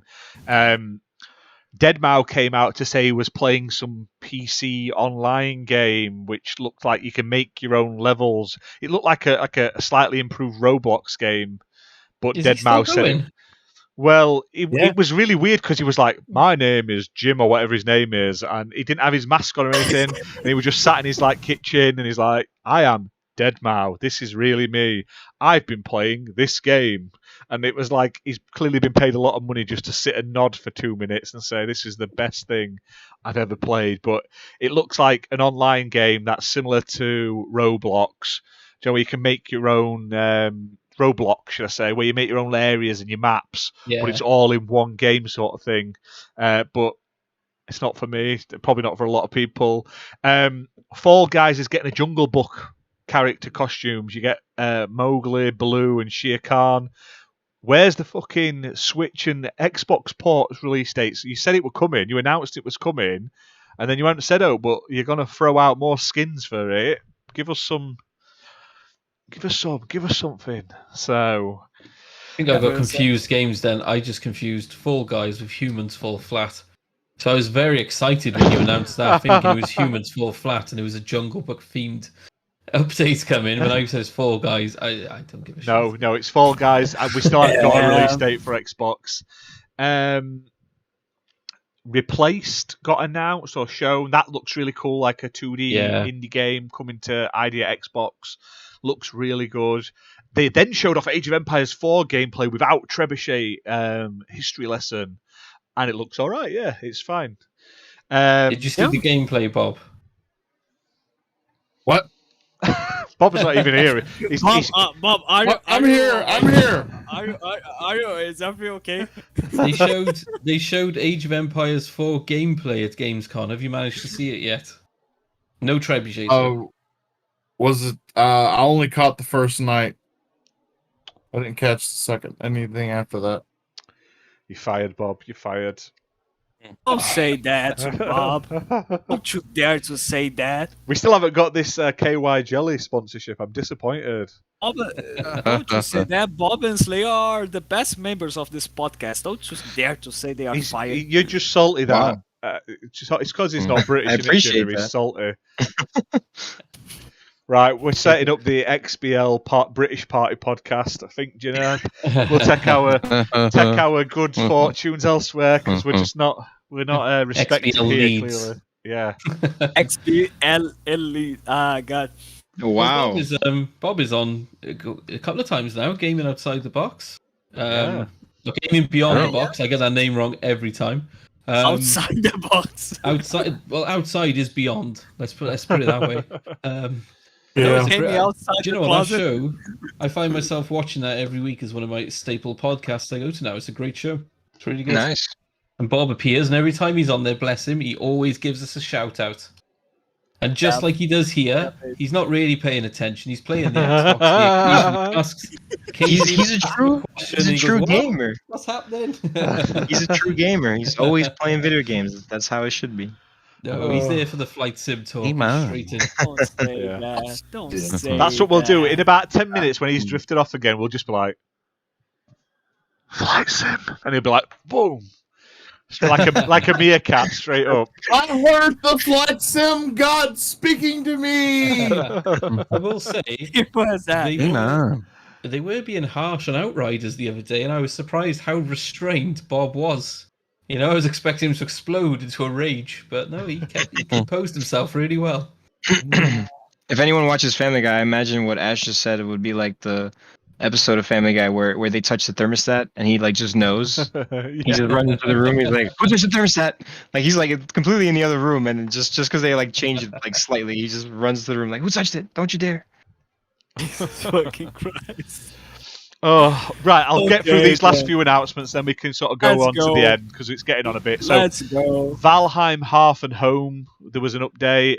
There, Crossfire, we've already discussed. Crossfire X was a multiplayer trailer. It looked nice though. The graphics looked really good, and that Babylon or something map looked great nice. I'm interested. There was no release date. There was not much to it.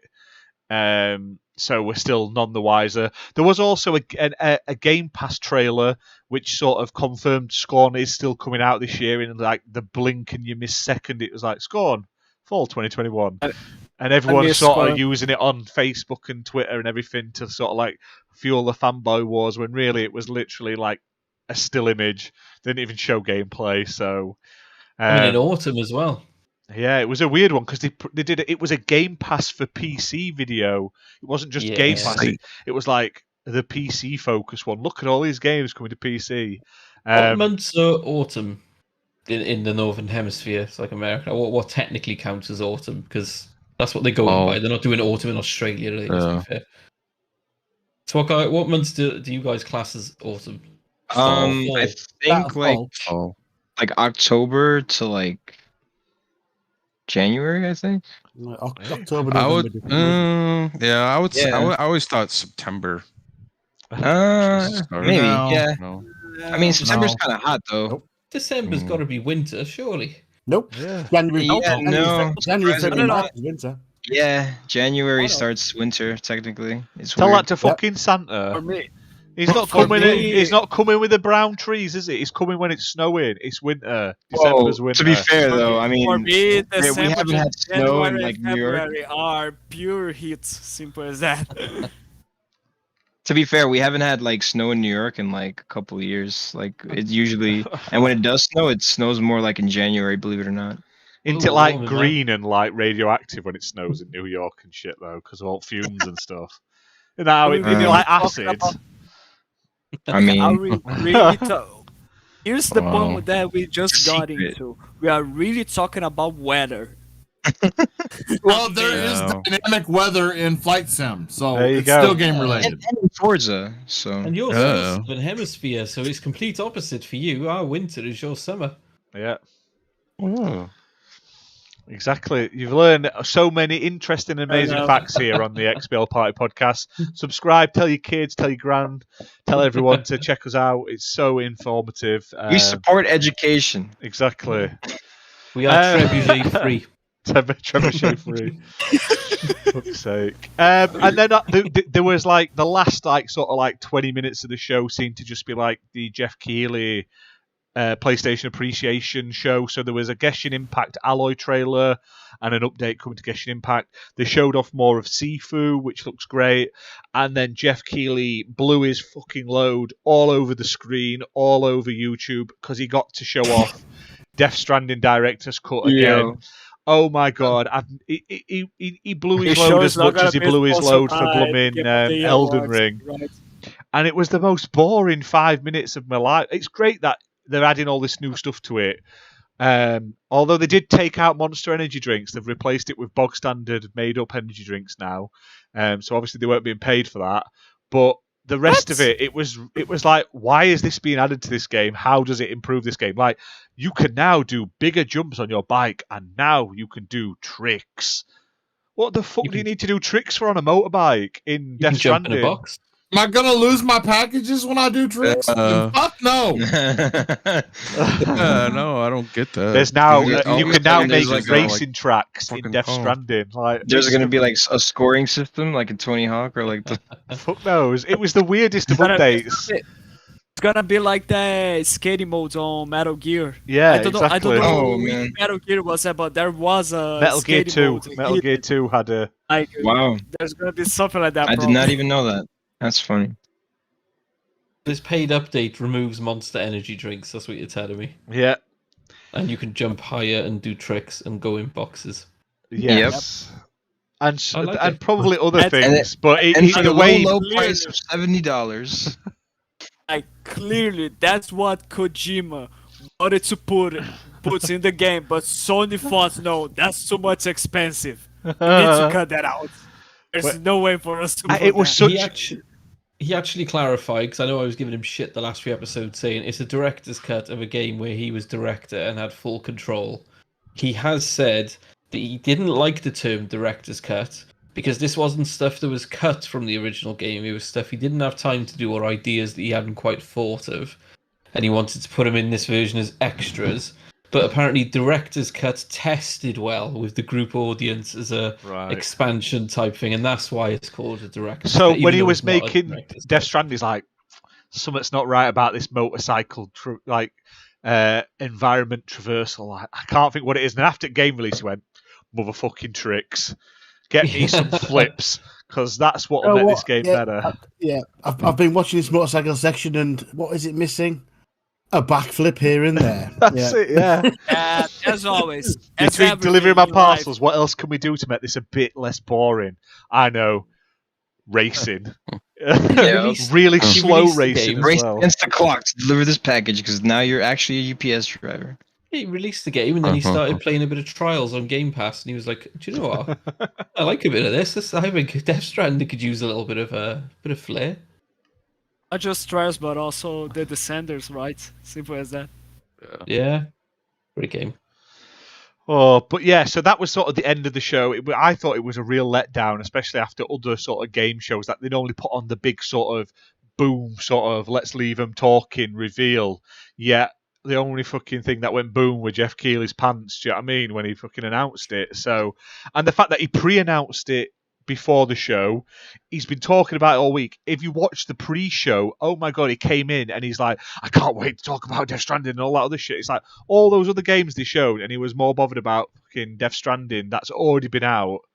Yeah. I couldn't believe it. Fair play. It's just a bit meh, in my opinion. So, But like, to be honest, with all the good and the bad and the ugly that we saw from this event, this was the best Gamescom that we had in the last 4 years, in my opinion, because the others were really bad, in my opinion. This one was clearly the best. yeah, and the flow was very sort of constant compared to the Xbox show the night before.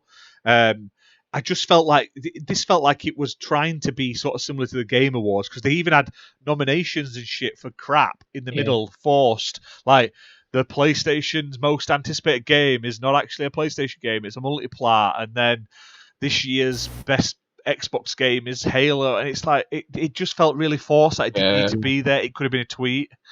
No, wait a second. I don't think it was just the best Xbox game, it was the best Xbox Game Studios game. No, it wasn't. It was Xbox game. No, that was because Xbox. PlayStation got a multi-platform. Yeah, it's best Xbox game. Yeah, Halo Infinite. Fair enough. One thing I do want to We've already say. played a flight test. One thing I want to say is the guy who was on the pre-show. He was like really dry sense of humor and just like not laughing but making jokes and that. He was fantastic. Yeah, I I'm not really sure what like his that. name was. Pre-show was the best part. Yeah, he was the great, whole that event. guy. I wish I remembered his name, or at least snapped it or something so I could shout him out properly. That guy was brilliant. Well, he does work for IGN, I believe. So yeah, I think you'll be able to find him on IGN's channel. Right. But yeah, it was quite good. The pre-show was really good. There was a lot of games, like indie games shown. I can't remember them all. I'm not going to cover them now because we'll die before we get through them all. But there was a lot shown. I didn't mind like I said, the opening night live was a much better like structured show than the Xbox One. I still don't think we need like musical interludes. I don't think we need like odd like famous people popping in and shit for stuff. We don't need the game award announcements. Cut them out and it would have been a much sort of quicker show. But I just feel there wasn't any sort of big major announcements. I wasn't expecting any, but when you grade it compared to sort of the other sort of shows we've had of this same style, I mean, it looked like it was just the Games Awards but with a different name slapped on with the presentation. It looked like he did it in the same bloody studio. He did it with the same sort of layout, the same sort of template, but just without all the massive reveals. UKR Sam said XCOM Marvel was like one of his highlights. Yeah, it did look cool.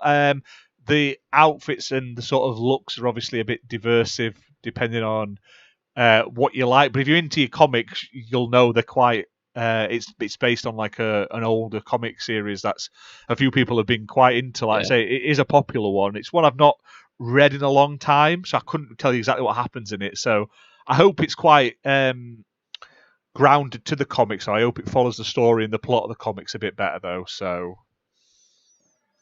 I think one point you mentioned about having like the big celebrities and stuff like that out there kind of harms her was the Halo one did really well with was it Joseph Stetton his name was? Yeah. Came out and like you could tell like he's involved in the game, he's passionate, and that came across well. Whereas as much as I defended the Saints Row and Vale, the woman they brought out who plays the main character, she was just so over the top and enthusiastic and clearly reading out pre-rehearsed lines. You could tell like it didn't go with what Jeff was saying at all.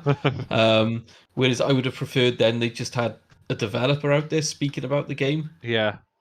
That annoys me. I want to hear off the people who've made the game and are making the game more rather than the voice actors or the people just appearing and turning up and getting told what to do.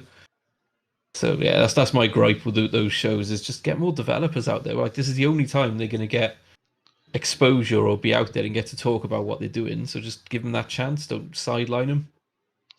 Yep. To be fair though, the voice actor from who came out for Call of Duty is amazing. She does so many amazing roles. Like she's Aloy. She was Thingy in Life is Strange. Chloe Price. She's Tiny Tina. Do you know what I mean? But I don't think they needed to wheel her out. I mean, we know who it is. You can tell by her voice. Do you know what I mean? So, but I agree. I'd like to see more sort of. Even if it's just quick, I'd rather it be like Jeff asking a few questions to the devs over the really weird, like we've pre-recorded the devs talking, but to no one. I don't like that because it's very stilted and just sort of like, yes, this is our game. You will love it. Do you know what I mean? It's weird as though it's just best ones of those was the Ascent. That guy with the crazy hair, the Swedish guy just going mental about how good the game's going to be and how stuff blows up. He nailed it. If you want to do one of those pre-recorded videos explaining your game, just look at what that guy did and copy it. Developer from Ascent. He's Neon the Giant. best name ever. Yeah, it's called Arcade. It's the best name ever. Yeah, he's fantastic. Like, and he's not even getting interviewed. He's talking to himself about the game, and he is amazing to watch. He's talking to himself. Yeah. Have you heard about Ascent? Oh, yeah. Gets a puppet. He gets his puppet. So that's the thing as well. When developers speak, I mean, you can tell when someone's passionate about something. Even through a camera, you can tell someone's really passionate about what they do. Actors and actresses, all fair play. You know what I mean? They do a very good job. But for someone who puts all day, every day, for 3, 4, 5, sometimes up to 10 years into a project, it just oozes out of their soul. And I think that's what we like to see. 100%. Yeah, definitely. Well done. So everyone, we'll go around. What was your sort of best and worst sort of announcements at Gamescom, if you've got one? So, Gina, what were yours? It was that midnight, I forget the name, I'm sure Fabio will remember now, Midnight Fight Express or something. Club. Yeah, something like that. Yeah, fantastic. That looked isometric so John Wick, remember? Yes, isometric John Wick. No, that was the best looking game for me, and I really did enjoy the Trebuchet documentary. So, yeah, that was my highlights. What was your low light then? What was your worst thing? I think we all know my low lights. It was just, I think, the danger zone. Halo. He hates Halo. Yeah, it's the cheesy writing and scripted nature of it. Like E3s used to be, you wheel a developer out, stick him on stage, he's uncomfortable, but he's going to tell you about the game, and you're going to get an amazing reaction, or you're going to get a car crash. It goes one or two ways, and it's brilliant to watch. It's just too rehearsed, too professional, too clean, if you like. It's like just so, it's sterile. That's what they feel like now, these presentations. There's no soul or life to it. And then you remember, like, we can recall one or two because they're the only ones that seem natural and the people actually excited about. It's not like massively pre-rehearsed. So that's what's killing me about these recent game shows. It's just the soul has been sucked out of them, and it's just so corporate and rehearsed. And it's like you're watching a well-produced, recorded trailer that might as well as not be live. They might as well have just recorded it the day before and just played it through the day after. But I'm not complaining, obviously. What about you then, Nice. Slayer? What are yours? Well, I have to be honest. I'm really excited for Saints Row, so I would have to say that's probably my highlight. Because I'm with you, Ash. Like, I didn't really like the way that the series was heading with number 4, the Yeah. aliens and all that crap. Like that. Like, I'm good. I can. I mean, number 3 was cool. You know, it had like, you know, I think like you know, I think you said that like number 3 was like the highlight of that game and like where it was the best. I agree. The DLC was not that great for the third one because that's what kind of led into number 4. Yeah. You know, It set it off But, down the path, didn't it? yeah, pretty much. And I'm not sure like why did they think like that was a good idea. And then like, you know, and then I don't know what was that recent project that they made that came after number 4, and it was like it was That's the out of hell. Ages of Mayhem. No, Ages Yeah. of Mayhem. Yeah, that game was just, oh man. I hope they never like if they could reboot that series and maybe make it better, but that was basically Yeah. like No, maybe it's best to forget. Let it go. yeah, Yeah, maybe you're right. Maybe you're right. But I'm excited to see what this one you know plays and plays out like because it looks really interesting and I'm excited for a reboot. And then I guess you know I have to be honest with you, like I didn't watch that much of it, but I have to be honest, like I'm probably with Jenna on this. Like I don't like the whole like the fact that you know these shows are like they don't feel authentic. They just feel like they're just you know it's just it's just too planned out and like you know like kind of like that was organic, right? yeah exactly like that one indie show that was on Twitch that was just terrible. Yeah. Jesus Yeah. fucking Christ. What about I you feel then, like I Bob? feel like they did so well like with like some of the other shows that they did and like they're just I don't know it's like they go back and forth like some of the shows are good and then like okay you know people are like yeah this is exactly how it should be like E3 was great Yeah, in my yeah. opinion like E3 flowed very well like why do they keep like changing their methods and I don't know I suppose their, though, if they format. did it the same as they did E3, it would have been about 15 minutes because they had to pad it out to 90 minutes with lots and lots and lots of talking and shit danger zone Yeah, references well. and stuff. But It's because Sarah Bond is on holiday traveling around America and she wasn't there to grab a hold of it and go, right, this is what we're doing. This is how we're going to keep it in order. And I'm going to mention games 50 times, but not bore people. yeah, She's the best in the biz. I don't think But they shouldn't drag it out like it's to not. They 90 weren't minutes even then. Phil. They didn't even wheel Phil out, did they? Or did they put him on in like a video for like 2 seconds at the beginning? Was there a shelf? Was there a Phil shelf this time? I don't know. Who knows? Who knows? But yeah that's my take on it. What about you then, Bob? What were your high and low? Well, my high points were pretty much all the big ones. I liked the flight sim information. I really enjoyed the Age of Empires, the documentary portion. I really liked what they showed us about State of Decay. The Forza, Saints Row. Looking forward to that. And my down points are really just like you know as like everybody else has said, until we get back to having actual stage shows, I don't even believe these shows that we're getting are actually live. I believe they're pre-recorded, they're cut, they're filtered. We're getting a cookie cutter show with demos and gameplays thrown in, and until we get actual what I would consider a live show, it's going to be that way. This one apparently was live. Jeff Keighley was putting up like pictures of him, Dave, and doing a rehearsal. And they made the guy from Bungie fly down from Seattle to wherever he was being held. But it just doesn't feel live because it's just so well drilled. Like the fact they're having rehearsals is That's Yeah. that's Yeah. even worse. To be honest. What about? Well, It's just like remember the rehearsal for the Game Awards when Xbox announced the Series X. That rehearsal, they threw Keeley for a loop because Phil Spencer got up there during the rehearsal and did a Game Pass announcement. So he surprised everybody when the actual live show was really a Series X. That's where you get that Jeff Keighley meme where he's pulling that fucking disgusted face. Like, how dare they use my show to announce an Xbox? Bastards. Without telling me. Exactly. What about you then, Fabio? What about yours? My lows are pretty much the same as everyone else. Like, if you are going to try to do a show to make us think that this is a live show, try to make it more organic, try to make it way more human. Because if you are going to have artificial reactions, I'm going to have artificial likeness. I will hate the way you are doing this. But I will pretend. You will pretend this is live. I will pretend I like it. Goodness. Very well. Now, That's such a and- good phrase. I'm going to use that in future. It's not that I don't like you. It's just like artificial like you. Yeah. But like my highlights were the cloud, X Cloud announcement.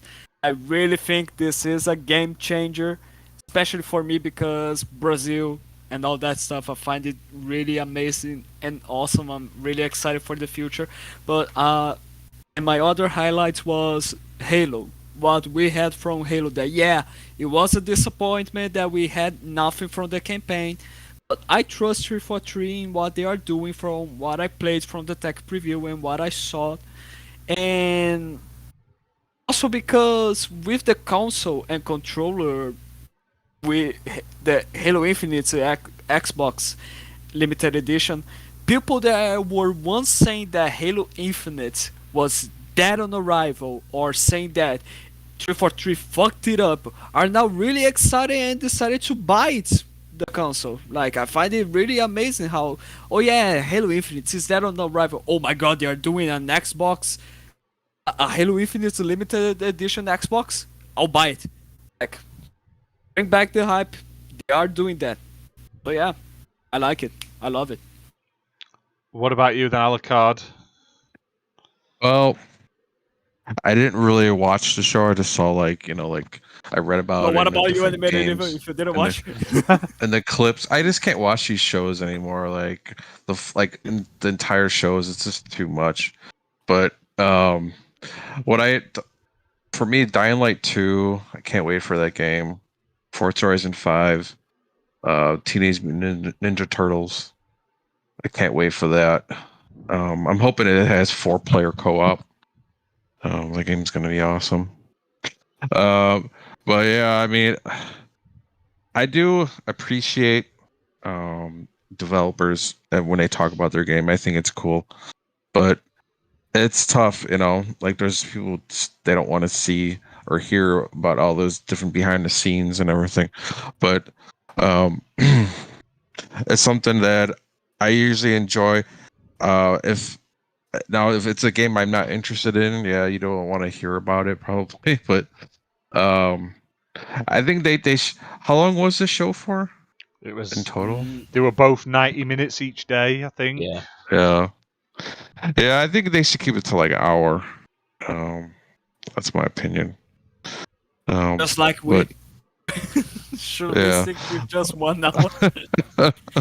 It's just like it's one of those things where it's like, I guess if I think I think they have to have it like Twitch was like a partnership, so it's like that's kind of different, where they have obligations, and a lot of people just don't understand. They don't want to see that though, but it's part of the business, like this is the business and it's a lot of money and advertisements and all that stuff. So I'm just not surprised that like some people are going to give it a low score with some things, but I thought they showed a lot of cool games, and so I think it was pretty good.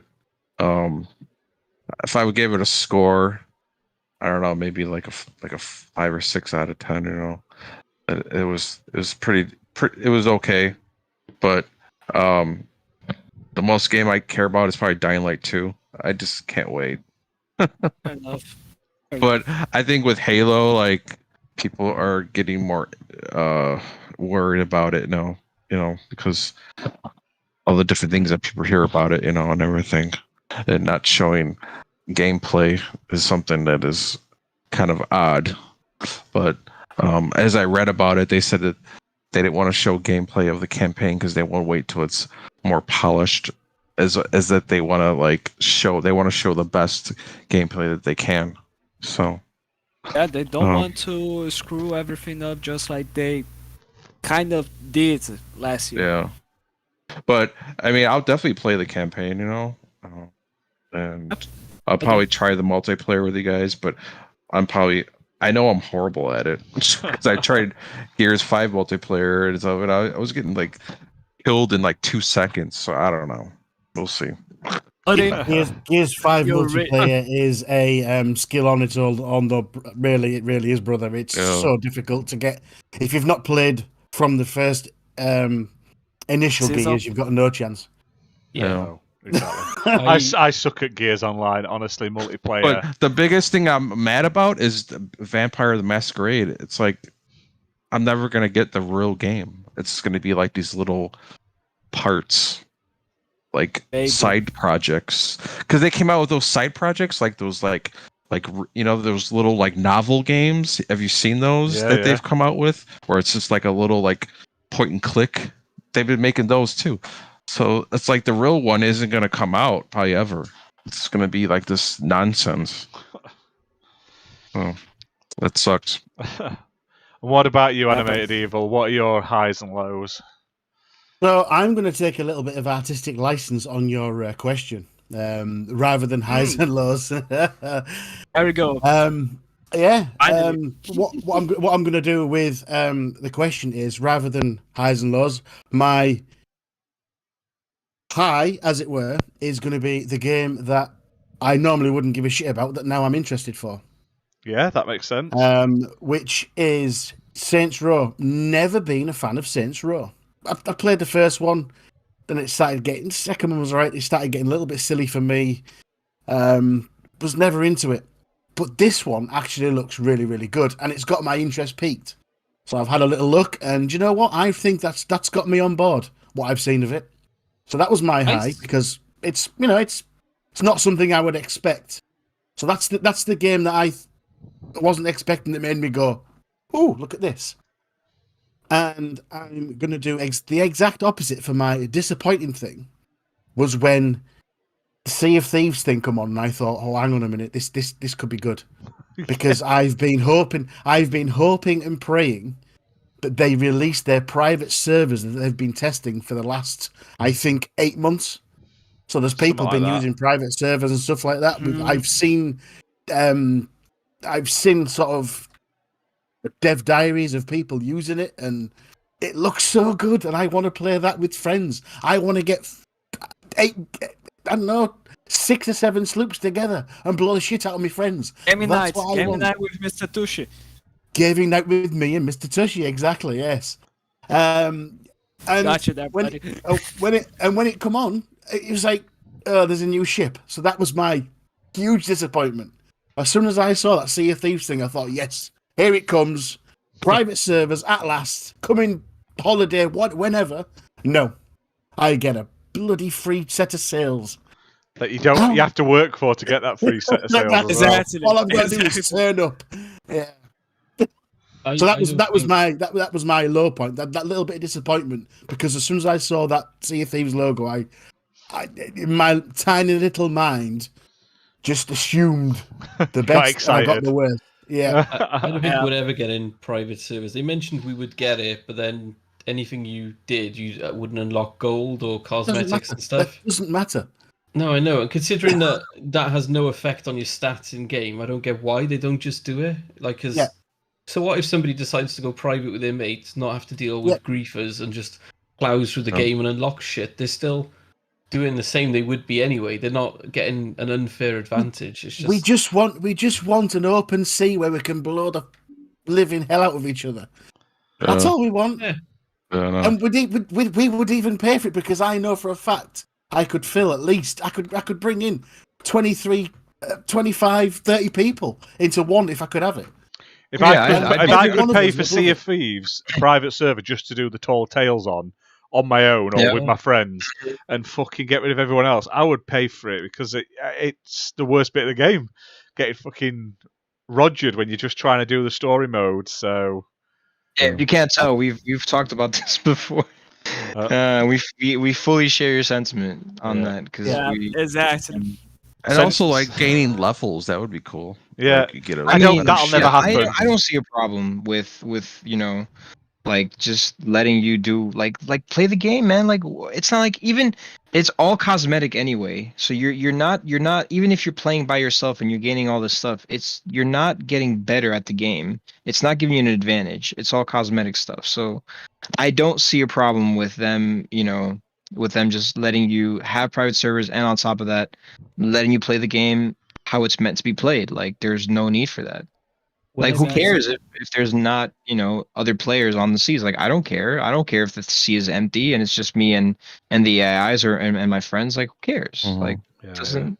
Whenever you raise this online note, that is the very well articulated and thought out response of get good. Sea of Thieves, not Sea of Friends. Get good, scrub. Go fuck yourself. Who cares? No, I mean, we do play Sea of Thieves together.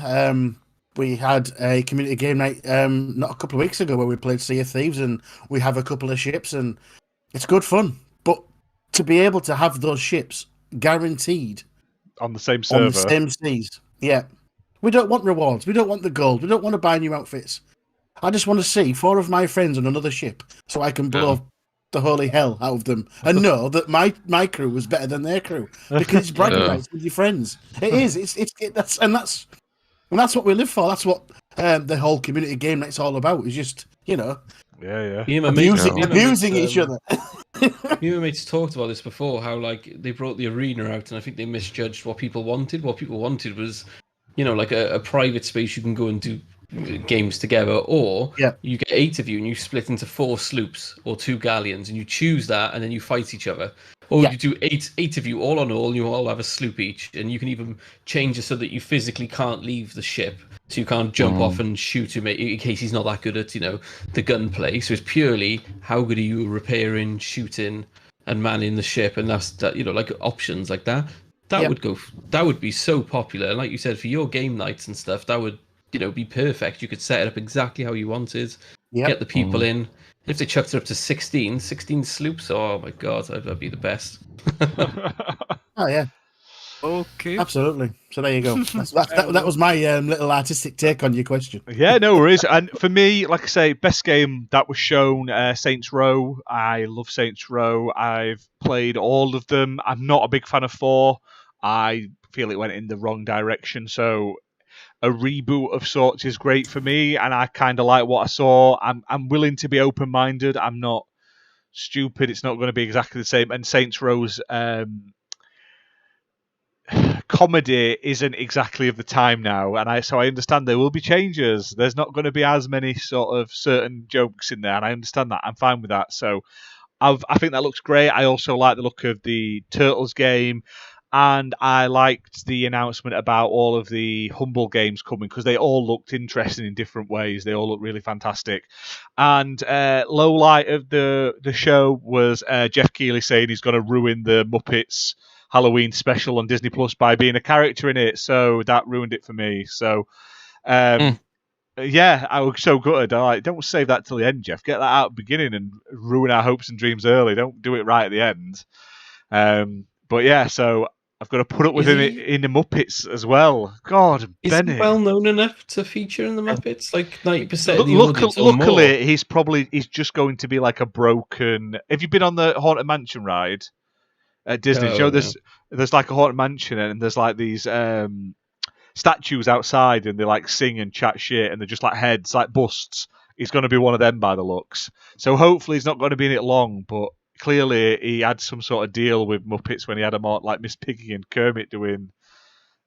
Was it Game Awards last year? Although I would be well up for it, Jeff, if you do happen to watch, I know you're a big fan.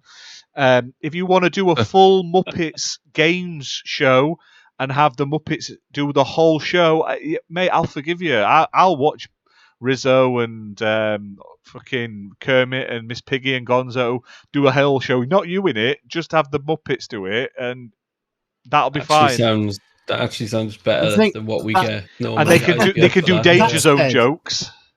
That said, as like him or love him, no matter what my opinions are, you've got to give props to Jeff Keighley for what he's doing for. Definitely with his games. You've got to give props to him, no matter what his balance of which platform he prefers. Props to the guy for focusing on the games industry.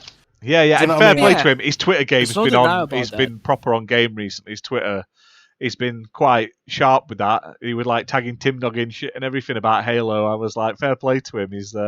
He gave me a little chuckle as well over the week. But yeah, his shows are pretty much better than most of them. I mean, bar the Halo, the Xbox E3 show, I think his shows have been probably the best the rest of the year. Because everyone else seems to just drop the ball on stuff. Apart from maybe some of the Nintendo Directs, the rest of them have been pretty naff. And at least his shows have sort of got some kind of level to them. So fair play to him. You compare his to the Twitch debacles Xbox are putting out. Yeah, it's just that was the most painful experience. But wasn't it like 3 hours, the first one? The first one they did with all the indies, it was like 3 hours. And they took a pause in the middle. We'll be right back. It's like, what? What do you mean you'll be right back? There's thousands of people watching. Sat wait. Look, I'm not going to sit at my PC. I'll be right back. When? How long are you going to be? What? But I think the worst game announcement or disappointment was the Fall Guys not getting a release date for other consoles, because they told us this last year it was coming, and summer. It's still, officially summer, which is end of summer, is at the end of this month. So it's got to be in the next 4 weeks, or it's not coming. Yeah, that's what I mean. So I'm not holding hope. It wouldn't surprise me if Sony paid a bit extra to keep hold of it. But we'll see. My kids were watching that bit and they went, "Oh, that looks fun. We should play that." And I'm like, "We can't. Sorry, kids." So I have good and bad news. What do you want to hear first? Jeff Keighley is no longer sponsoring the show. That's always the bad first. Fall Guys is not available for Xbox. And what's the good news, that now you know it? Yeah, that's it. Yeah, but we'll wrap the show up there. Big thank you to everyone who's been watching live, has been chatting. I'm just running the names. I've just typed them all up who've posted it in the chat to draw the two winners. So just while I'm just finishing that off, do you guys want to just keep chatting quickly for a sec? Yeah, I just wanted to say, like, we were discussing before the last episode on how to make the episodes shorter. We decided to go with only 4 topics, and this one was supposed to be with 1 topic, but holy fucking shit, this was the biggest episode we ever done. Like, mates, like, what? It's because it's a lot to talk about with Gamescom and stuff. So I mean, it's a show, right? So next week we're going to be under 2 hours. Yeah, we are. That's it. Under 2. Nothing's going to happen this week. That's a promise. That's a promise. I'm so thank you so much for Animated Evil for joining us. Really appreciate that, mate. Really, thank you, sir. Really glad and awesome to have you here. And this Animated Evil, please, where can people find you? Well, I'm a busy boy, so I used to shout out all the shows I'm on. Now, not so much. The best place to find out what I'm up to and what I'm doing is on Twitter. So that is animated_evil. And I also trying to get my Twitch channel some sort of love. So Animated Evil 857. I am like I said, I am on various different shows. I've not got no schedule of when I Twitch yet. So, but yeah, check me out on Twitter. You'll find out exactly what I'm up to. So that is animated_evil. I can Yeah. vouch for his. And I Twitch have to show. It's a say, good watch. before we go, I appreciate you guys for having me on. It's been an absolute blast. Thank you. Yeah, apologies, it's been Thank you so so long. much. Oh, Yeah, really, like, we were not expecting for this, and we really hope you had fun. Yeah, all good, Yeah, all good. And it ends up happening. winner of the Tank Mech Simulator has gone to Stubbs Gaming, so congrats, bud. And the winner of Mad Streets has gone to Redders TV, so congratulations. 100% Nice. randomly assigned. So if you want to be in with a chance of Both winning, claps. all you have to do, we'll be doing another giveaway next week, is just be a subscriber to the YouTube channel, jump onto the show and put a comment on the chat, and then if you win, we'll get in touch with you directly at the end of the show, or you can message us and we'll just send you a code over. We're trying to do this every episode now. It may be one code, it may be two, it may be more. It all depends on what we've got spare or what we've been provided by devs and Our stuff. good. Oddly And enough, remember, both two of this my pod- very good friends. And like I say, this has not been. I'm not I know, picking yeah. myself. It's all done. I No, just it's got those random, I lists know, and I know. randomized. It's just Also, weird that remember. Also, make sure to remember that if you are watching this episode at this point in time, thank you so much for enduring so much. 3 hours, holy shit! But like, remember, this podcast is being supported by Console Lab, so we will be having more giveaways way more frequently. So be sure to check out our channel, subscribe to it to have your contents of gameplays, reviews, not only the podcast. There's also the retro podcast we do, that it is the We Blow Cards podcast. And make sure to check out the Genus, Slayers, and KY Bob YouTube channel. We have awesome content over there. Aye, and I Thank will you, call appreciate that a day as well, I suppose. But like I say, the links to everyone's channels are on our YouTube channel. Just go down, it says it's got all the links to all those guys' channels. Give them a subscribe. Hit subscribe on our channel. We are 2 people away now from 400. So if you aren't subscribed, do us a favour, click the subscribe button, make us all happy. Otherwise, Bob will cry if we don't hit 400. Tears of jelly. Crying now. It's taking so long. Tears of Jenny. Don't say that. And that's that for the show. Big thank you to all you guys, and we will see you all next week, same time, 8 p.m. British Standard Time or British Summer Time. I always say Standard, I don't know why. 3 p.m. Eastern, and it's 12 Pacific and 4 p.m. Brazilian time. Is that correct? Yep. See, I've got it down now. I've remembered. Fantastic. But other than that, There we go. enjoy your weekends, everyone, and we'll see you soon for more gaming videos and podcasts and all that sort of jazz. Thanks so much, everyone. Bye-bye. Bye, guys. games have fun. Have a good one. Hey, Hades.